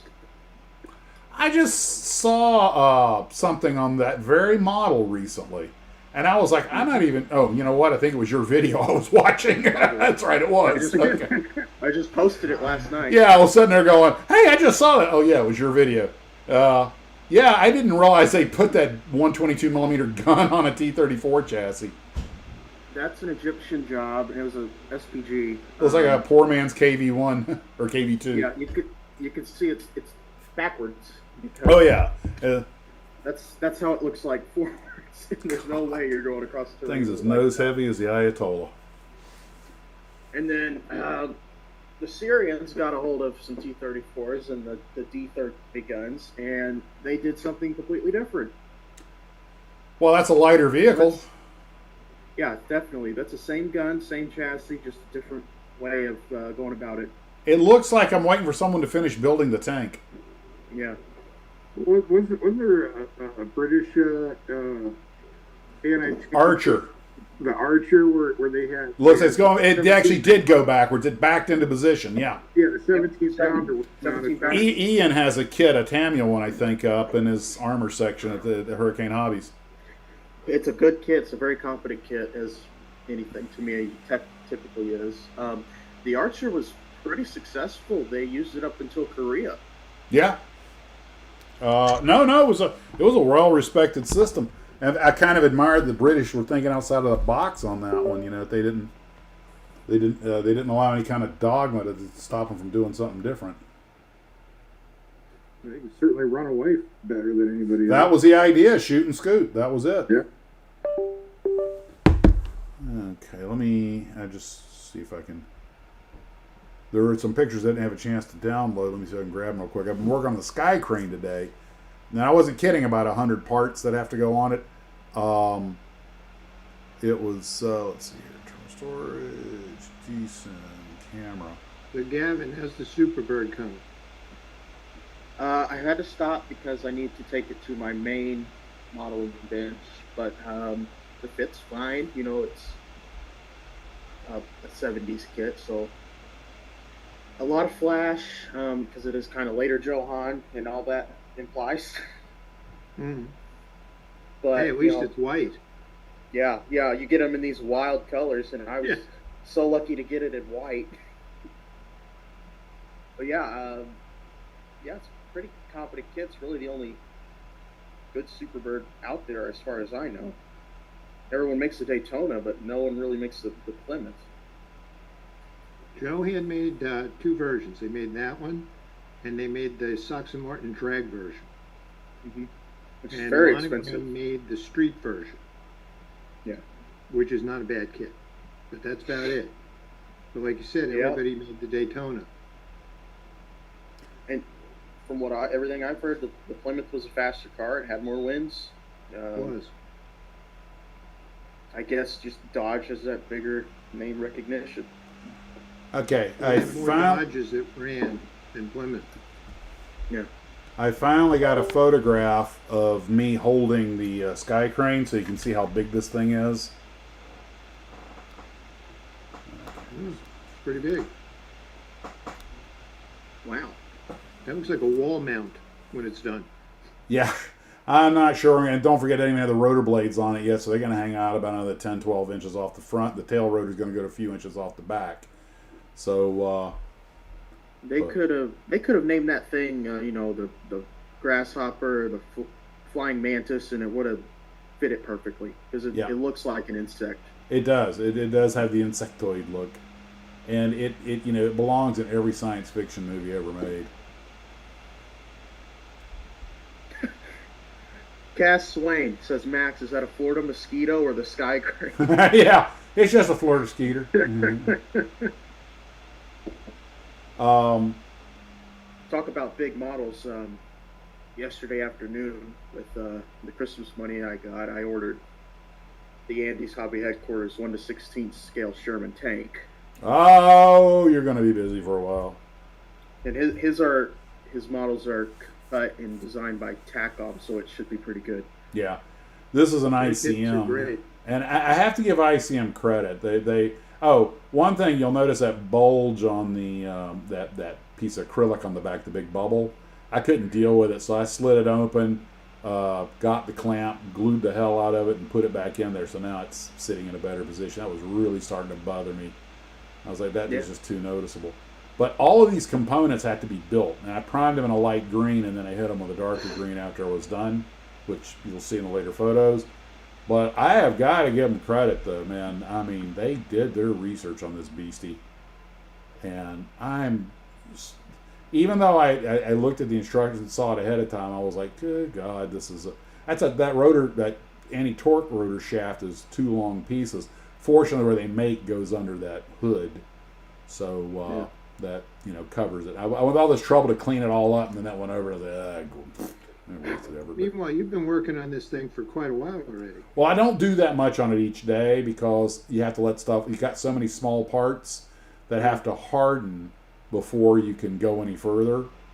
And built a few sub-assemblies, but I don't want to have parts laying all over the shed. So, but yeah, I'm not rushing this. It's an intense build. It's a great build. It's a fantastic kit. The little parts fit beautifully. It's getting all the big parts to line up and not be out of alignment in some spot, which goes with every big kit I've ever built. That's not anything knocking ICM. That's just the way big kits are. Yeah. But well, ICM and me and some other guys have talked about this in the comments in the past. Their factory got hit a couple months ago. Blew out a wall and damaged a lot of their their slip covers with the art on top. And instead of you throwing all that out, what they're doing is they're sending those out damaged with stickers that say damaged in the war with Russia. And there's no special order for them. They're just going to be organically in the retailers. So those things are going to triple in item. price as soon as they hit the stores. Yep. And there'll be some jerk out there burning his box to try and go, oh, look what I got. They'll be the first thing they'll do is start counterfeiting. Yeah, it's going to be somebody with a lighter just. Yep. I better smell Russian gunpowder on that. Throw some gravel on it. But it is a beastie. It's you get a lot of extra parts because the the H sprue or runner tree, they give you 4 of them because you have a lot of repeat parts, but you don't need all the parts. So I'm going to have a ton of spare parts, which are going to be real handy if you want to make a diorama or something. And one of the nice things is that kit has the covers to go over the front and back of each landing gear, but they're not required to fly a sky crane. Now, all the pictures of sky cranes I've seen in the Army, they have them, but some of the civilian ones don't. But that leaves you the option, and they tell you, they put a question mark on that part when you install it. And I'm going to go ahead and put the covers over it. But if you want to, because every piece of hydraulic plumbing is underneath them. And part of me wanted to just have it shown, but I was like, nah, I'm putting this one in the daisy cutter drop configuration. All that stuff will be covered. But you have so many spare parts. And I'm really impressed the small parts fit extremely well. It's kind of like working on a Fujimi kit, but and the big scale just makes them make more tiny parts, that would be ignored on a 1/72 scale.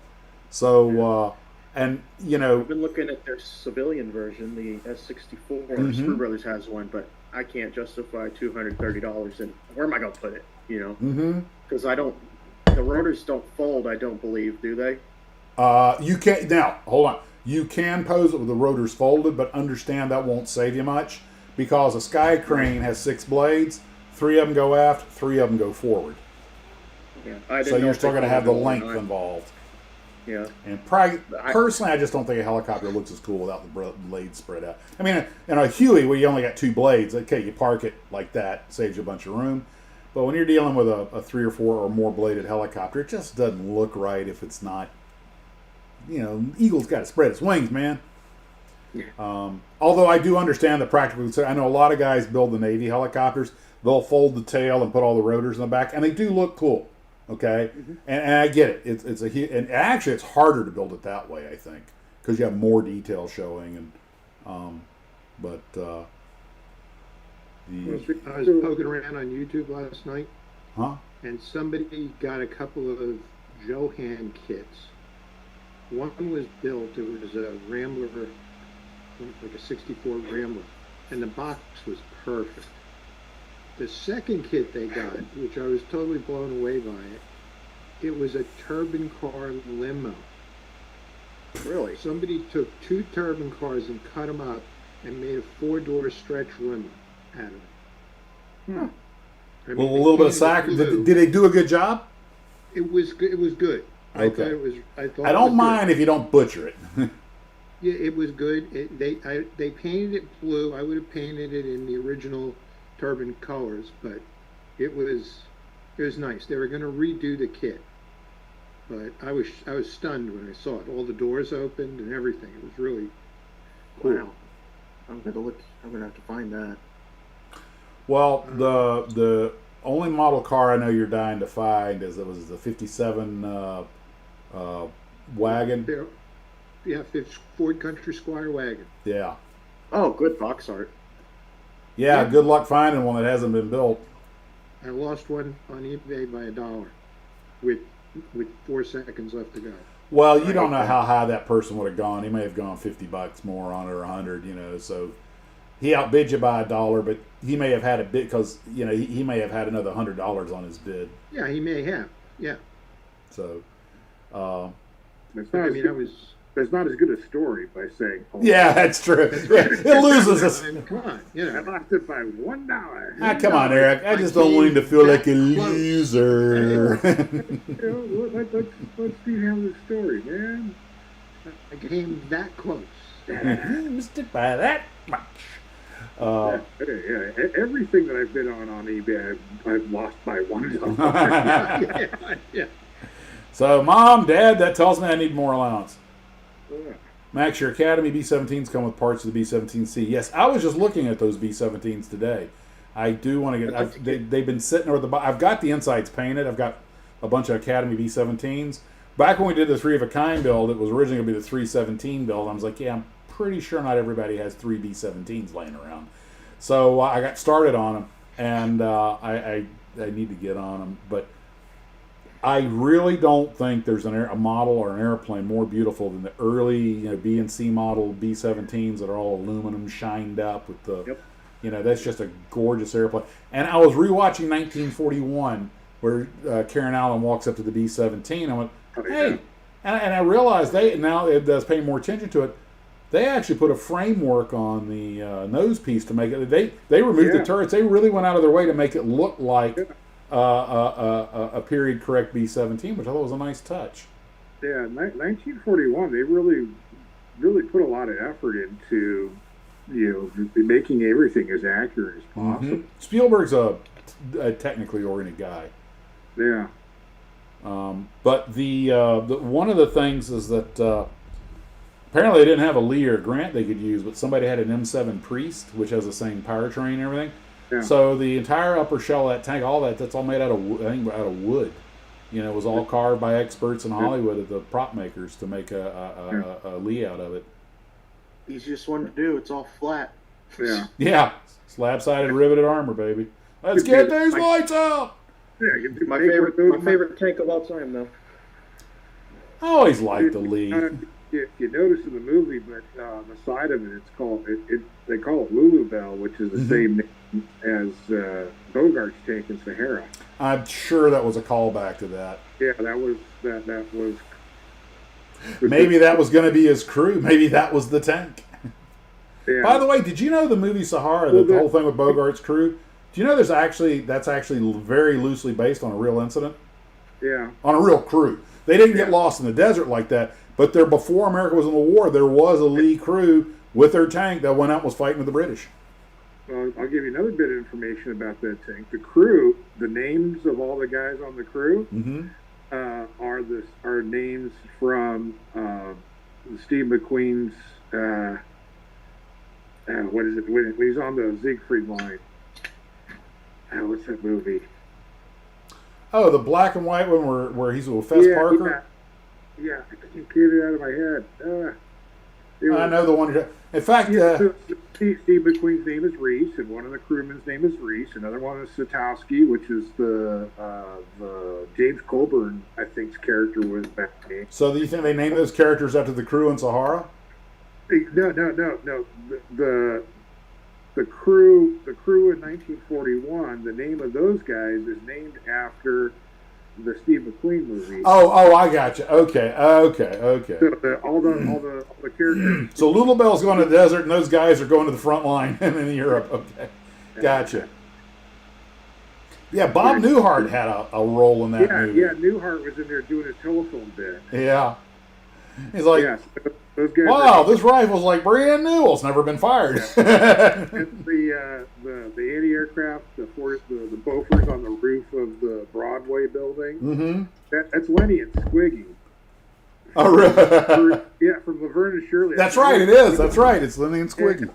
And their names are Willie and Joe. Oh, okay. Yeah, I forgot their cameo in there. And I think it was Tallman's P40 they used. Of course, they didn't have a B model, but. I want to hear your guns, boy. I want to hear your guns. How much ammo do you think that plane had? Yeah, that's great. If you the best version to watch is the director's cut version or extended version or whatever it is. You can still find it on DVD, and it's a good 30 minutes longer, I think. There are so many cut scenes. Some of it explains a lot of stuff. John Williams did a great job with the theme song. It's one of my favorites. I use in my videos sometimes. That march was used in a whole mess of trailers for years. When there was some action movie, they'd use that they called it the 1941 march. Yeah. That was used. Steve was saying the director's cut gets in, or was it Steve? You were saying the director's cut the one that gets into how they got the uniforms and everything. Yeah. Yeah, they how the one kid gets beat up a couple of drunk sailors or something, or they get the zoot suit. He goes into the store. The guy's all giving him grief for he doesn't look like he's got money to pay for his zoot suit, so he goes into the dressing room, and his buddy comes in with a big giant present, and he goes in and meets him in there, and they unwrap it, and it's an air raid siren. They start cranking the air raid siren. Okay. Everyone freaks out, and they run out the store with the zoot suit. I asked my mom about that because she was a teenage girl during the war, and she goes, "Oh yeah, zoot suits were a thing," and I was kind of like, "It was the '40s, man," But my favorite part of that movie is when Ned Beatty blows the crap out of his house. Oh, congratulations. You've been selected to have a 40mm Bofors anti-aircraft gun parked in your backyard. Never put the ammunition in the feed roller here. Never turn this over here. The best line in the movie is he tells his kid, open that ammo. You can get into anything. Open that ammo can. Ah, Dad, you're ruining Christmas. I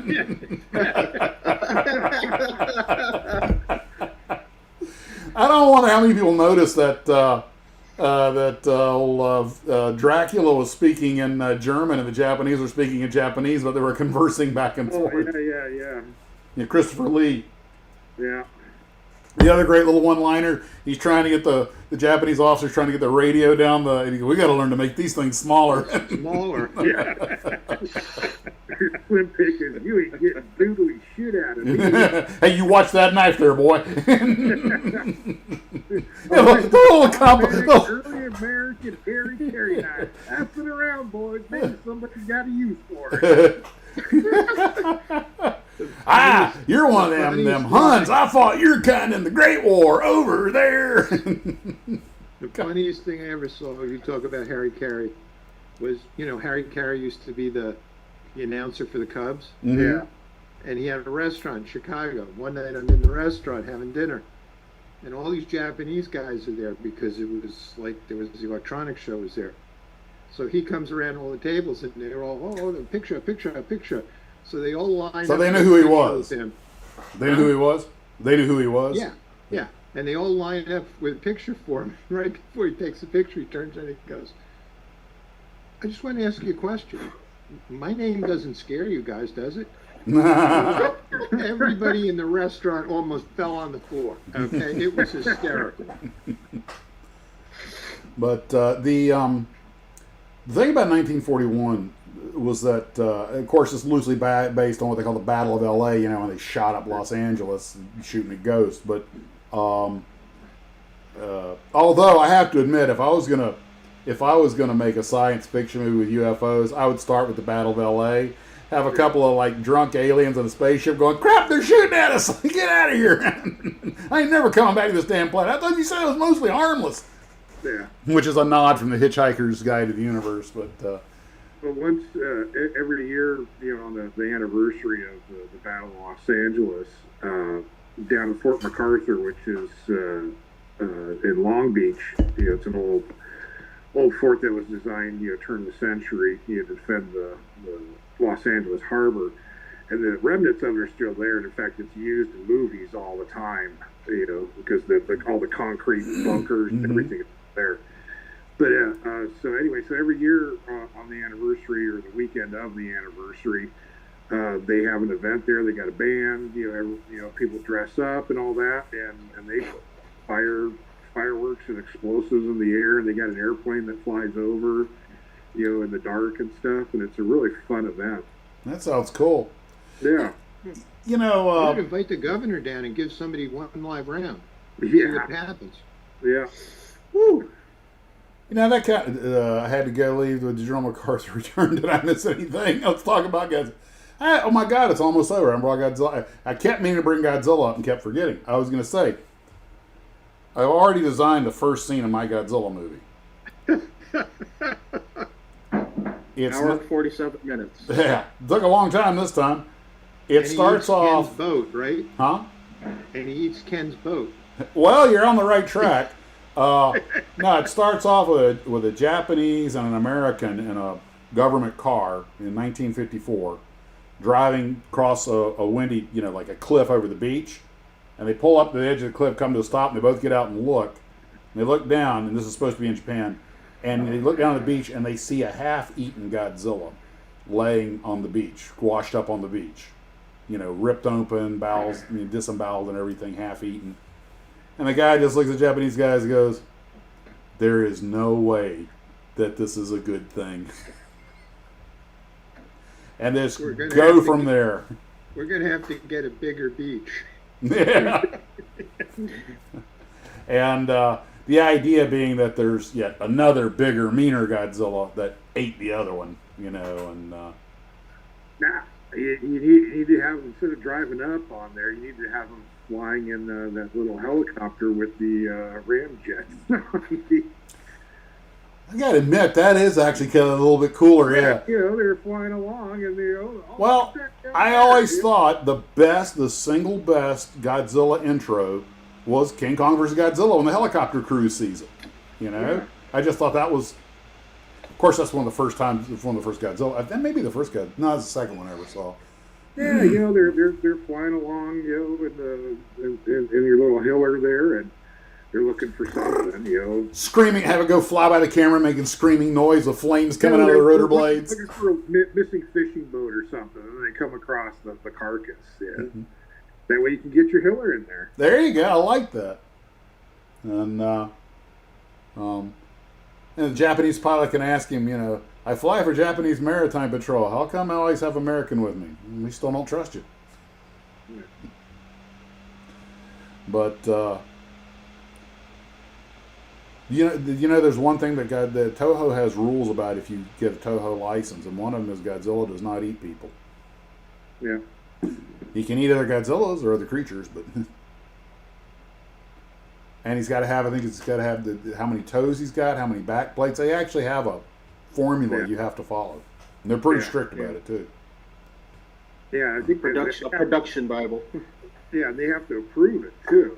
You have to submit it to them, and they approve whether or not this meets their guidelines.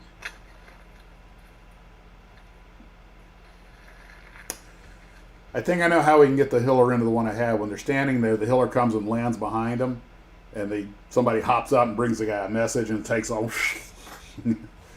Makes him get in the helicopter, takes off. Oh, what? I got to take the car back? Well, yeah, but then they're going to go, what's more amazing, this dead creature from... Or this fantastic little helicopter. Or how this thing flies. That would make a good opening shot. You see kind of a gray, scuddy day, and just like the Star Wars, the very opening scene of Star Wars, the helicopter just comes from straight behind you overhead and scream with the flames going around in a circle around the rotor blades. Yeah, that would make a good intro shot. Yeah, do it like at dawn, so it starts out and kind of dark, and all you see is the swirl of the engines, and as the light comes up, and you see the actual. I like that. That's got a cool vibe to it. Yeah, somebody give me $200 million before the AI. Oh, Godzilla absolutely can step on people. He just can't eat them, but he can pry them out from between his toes. You can nuke them too.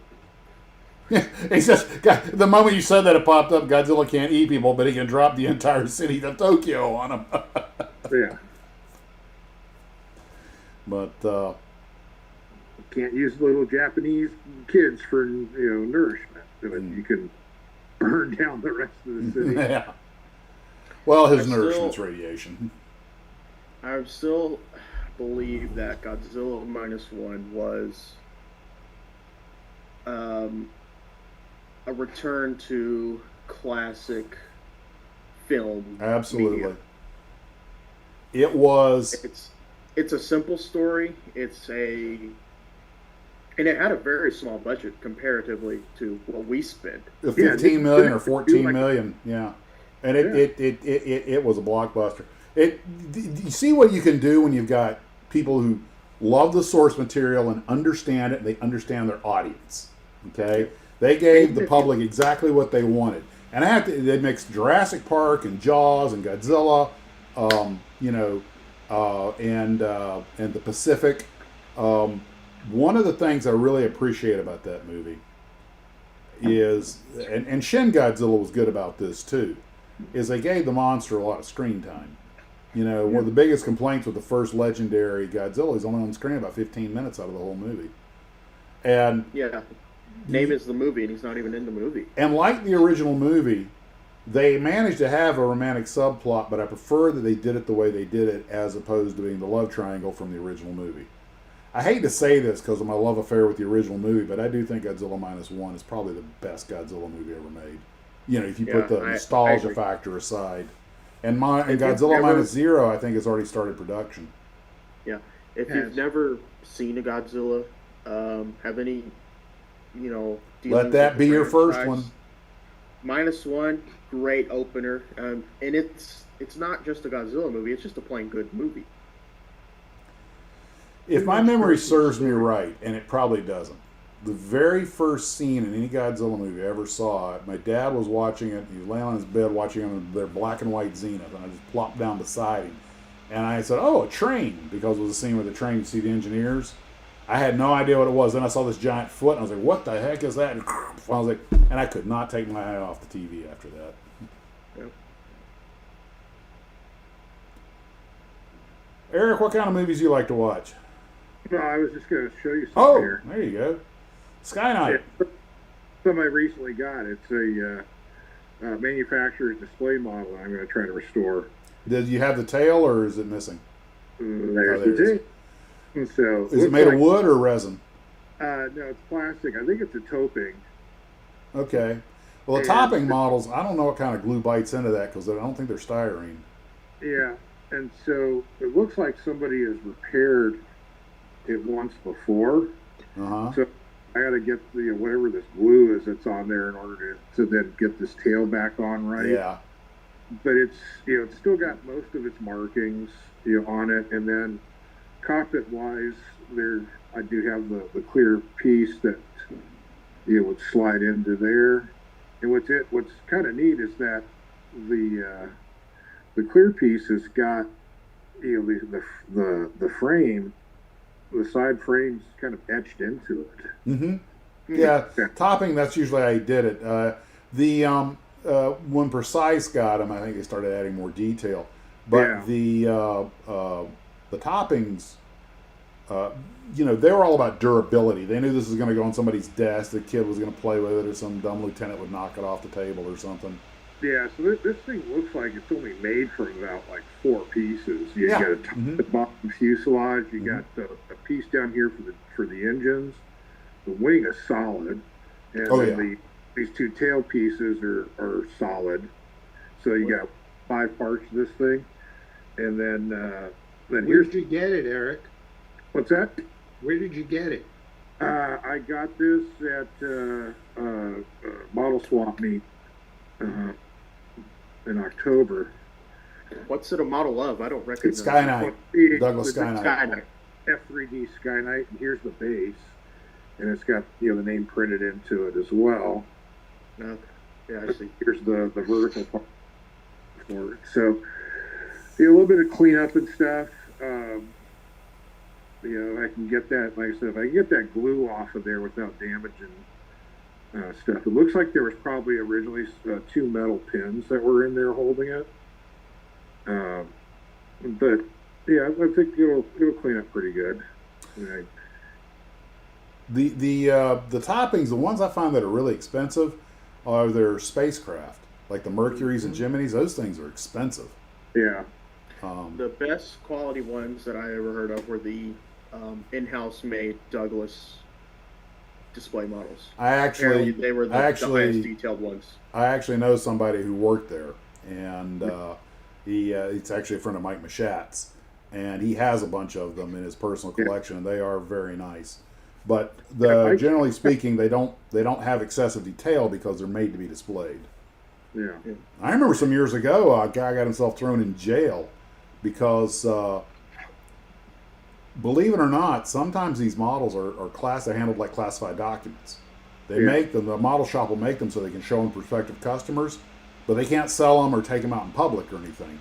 And apparently I think he was on the janitorial staff, saw a couple of them and snatched them, and they called them the feds, and turned out he grabbed something that was from a secret project, and he got some actual real jail time out of that. A lot of those also ended up in the trash too, and guys were fortunate enough to grab them out of the trash and save them. I would imagine that's where Mike's friend probably got a few of his, but he worked in the shop, so Mike's got a couple of good videos on him too. Oh yeah, and he's got a lot of stuff, the traveling boxes and everything with him, and I actually have the one that Lou gave me of that Grumman. Forgot the name of it, the number, 369 or something, but. This was never, they built the wind tunnel and everything, but the idea was this was a Navy idea for a VTOL, and only the engines, not the wings, only the engines rotated, take off and then turn in, to an aircraft in flight. And of course, this one has both the AWACS dish and the bombs on it, pick your lane. But this was a Grumman project that the Navy decided not to go with. But Lou gifted that to me as a present. Kind of looks like the drop ship from Aliens. Yeah. I always thought the drop ship looked kind of like an Apache. Yeah. There's a set of booklet general plans of proposed Iowa class conversions with a flight deck on the rear. Mm-hmm. And it shows those Grumman airplanes on the flight deck along with Harrier 2s. That seems like what. Yeah, you wouldn't need it for an aircraft carrier, so that makes sense that it would go on a battle wagon. Oh, what it's missing is a couple of sidewinders, just in case the bad guys show up. Yeah. But dust this bad boy off. And this does rotate, the radar dish. Oh, that's cool. I say that because I'm unscrewing it. Yeah, it's really amazing, how beautiful and sophisticated even, those manufacturers' models, especially the one-offs for the prototypes that were going to be, going on. This one here is one of the mass-produced jobs, but some of those one-off ones that they were making are phenomenal, models, absolutely phenomenal.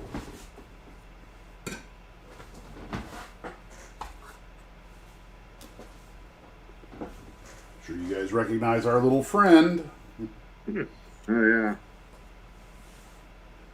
Yeah, it's one I don't have. I don't have the Lindbergh version. Well, this one's actually the Russian pop of it. Oh, that's right. You got the Russian version of it. I think the Lindbergh one's probably a better quality kit. That's what I was going to say, because I know your brother mentioned that Lindbergh sold the molds over 63. there. Mm-hmm. But that the quality of that kit looks so poor compared to what I haven't seen the actual Lindbergh one. I think the Lindbergh kit will probably the pole would probably be just as bad fit wise and detail wise, but I think you're going to have a higher grade of plastic. Yeah. Well, I'll say I have an old original Soviet kit, Soviet mold. That's the best kit to ever come out of the Soviet Union, the one that Max has. Yeah. I built one or two of them. I had the first Russian kit I ever had was the Vostok, which is the one got destroyed in the Tarbis crash, and I gave it to Fran, who completely rebuilt it and made it look like something, and it looks really good. He did a beautiful job on it. But one reason I never did, and I had bought all these extra paints to do all this fancy job on it. Once I started putting together and saw how, I guess it were to be rough, a lot of it was, it kind of cooled my mojo. I mean, I finished it and everything, but it was like, it wasn't, Yeah. What I want to know is the story behind how did those Lindbergh molds end up getting sold to the Soviets? They were sold to their state. It was all legitimate and above board. They hadn't made the kit in years.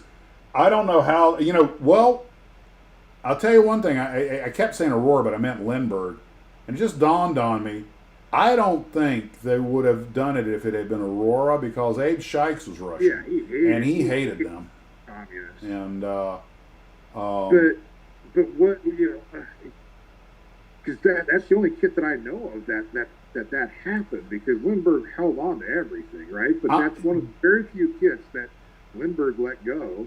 And of all the things to sell to the Soviets, I think that's why. Wrong airplane. I'm only guessing. I have no idea, but I think the Soviets may have come looking for it.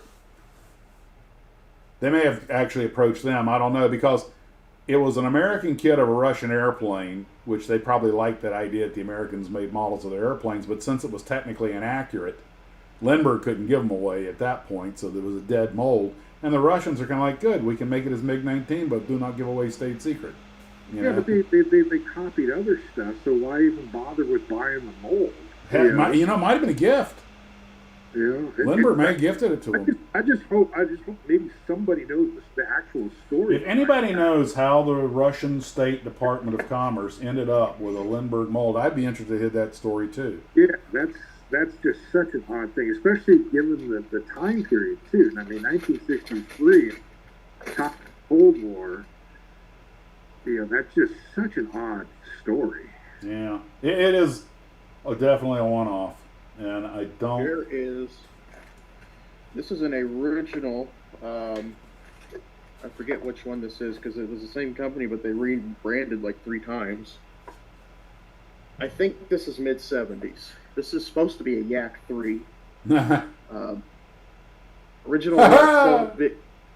This flash up here is a 1/16 of an inch thick. That's not flash. That's another vertical stabilizer. That's the dorsal stabilizer antenna. It came with a glass vial of liquid cement, which has since evaporated, all over the decal sheet, which is stuck to the stand. Yeah. And these are, you can find, here's what the blocks. Well, I see their miniature aircraft had the same level of craftsmanship as their real aircraft. Yeah. You could find these all over eBay. I paid $20 for this one. They're not particularly rare or expensive. Yeah. But, yeah, I'm not kidding. I put calipers through this. This flash is 1/16 thick. Thanks to a Russian who sent me all the material and actually wrote the script, I did a video a few years ago about model building in Russia. And he talks about the different kits that are available. And it definitely wasn't the West, but model building. And I knew a Romanian model builder who was world class. He made the Beach 1900 out of wood that I have on display in the shelf. And he told me that they had to blow their own clear parts, and that most of their models were carved out of wood. And he showed me, and they actually did some really nice work, but they were true craftsmen. But back then, I mean, most guys would build one model a year because everything had to be scratch built. Yeah. Well, guys, it's after 9 o'clock. Wait a minute, Local we have a time. bit of advice for Gavin. What's that? Garfield says paint the flash red, yellow, and orange like it was an explosion. Well, guys, appreciate everybody coming out. If you guys want to say the adioses, we'll let the folks go. Well, guys, thanks for coming on during this mid-holiday live stream, and we hope everybody has a very happy new year. We thank you for coming on, and hopefully we have many, many, many wonderful things planned for you in the coming year. Eric? Yeah, thanks, Max, for inviting me to join you again. It's always a pleasure hanging out with you and Steve, and tonight with Gavin, getting the post 2006 view of the world. Pretty bleak sometimes, let me say. Yeah. But Gavin, I'll let you say adios, and we'll let everybody run. Well, I just appreciate everyone coming out. Look, when I looked at it, it topped at like 113, so that was good. Hope everyone had a very Merry Christmas and has a Happy New Year. Here's to a good 26. May 2026 bring you no thumbprints and perfect paint. Gavin, let's see the Superbird once more before you're done. Let me, No disintegrating decals. It's the M113 Imodium Disruptor. Yeah, that's the one thing that if I could have a wish of what my models would ever do, that the decals don't disintegrate. Nice. Here's Looks the good. engine. This was all going to right. be orange. Yeah. Biggest complaint was the head mating surfaces were not flat at all, but fixed it up good. And then I did the roll bar. Interior. Yeah. Yeah. The roll bar interior's went together usually very nice. Yeah. the interior is usually the same color as the outside of Petty's cars. Yeah. And when you paint the engine, paint the head silver, like aluminum. Yeah. Race heads. Yep. But pretty competent kit. I mean, it's an older kit, so. Well, when you look at when it was made, it's pretty good for when it was made. Yeah, it's very good for when it was made, you know. I'd heard that Petty Blue was kind of just an accident, that they were. It was. They There's a didn't have enough. compilation. There's a compilation of paint they just had laying around the shop. Yeah, they didn't And have enough to paint the whole car. So they had 2 cans of this blue. They had 1 can of this white. They mixed them Yep. all together, and that turned into Petty Blue. And This is how great decisions are made. There was like a yellow or a red that they threw in there too. Yeah, it's When you know, Lee Petty, thing. my favorite Petty story was Lee Petty's first race. He borrows, I forget what car it was. I think it was an Oldsmobile. He borrows this Oldsmobile from his neighbor. He says, I'm going to use your car. I'm going to win the race. I'll have it back tomorrow. He flips the car on the second lap. Well, Yeah. things do happen. And that was Lee Petty's first NASCAR race. Well, guys, that's it for tonight. I'll let everybody run. You take care of yourselves as always. Model on.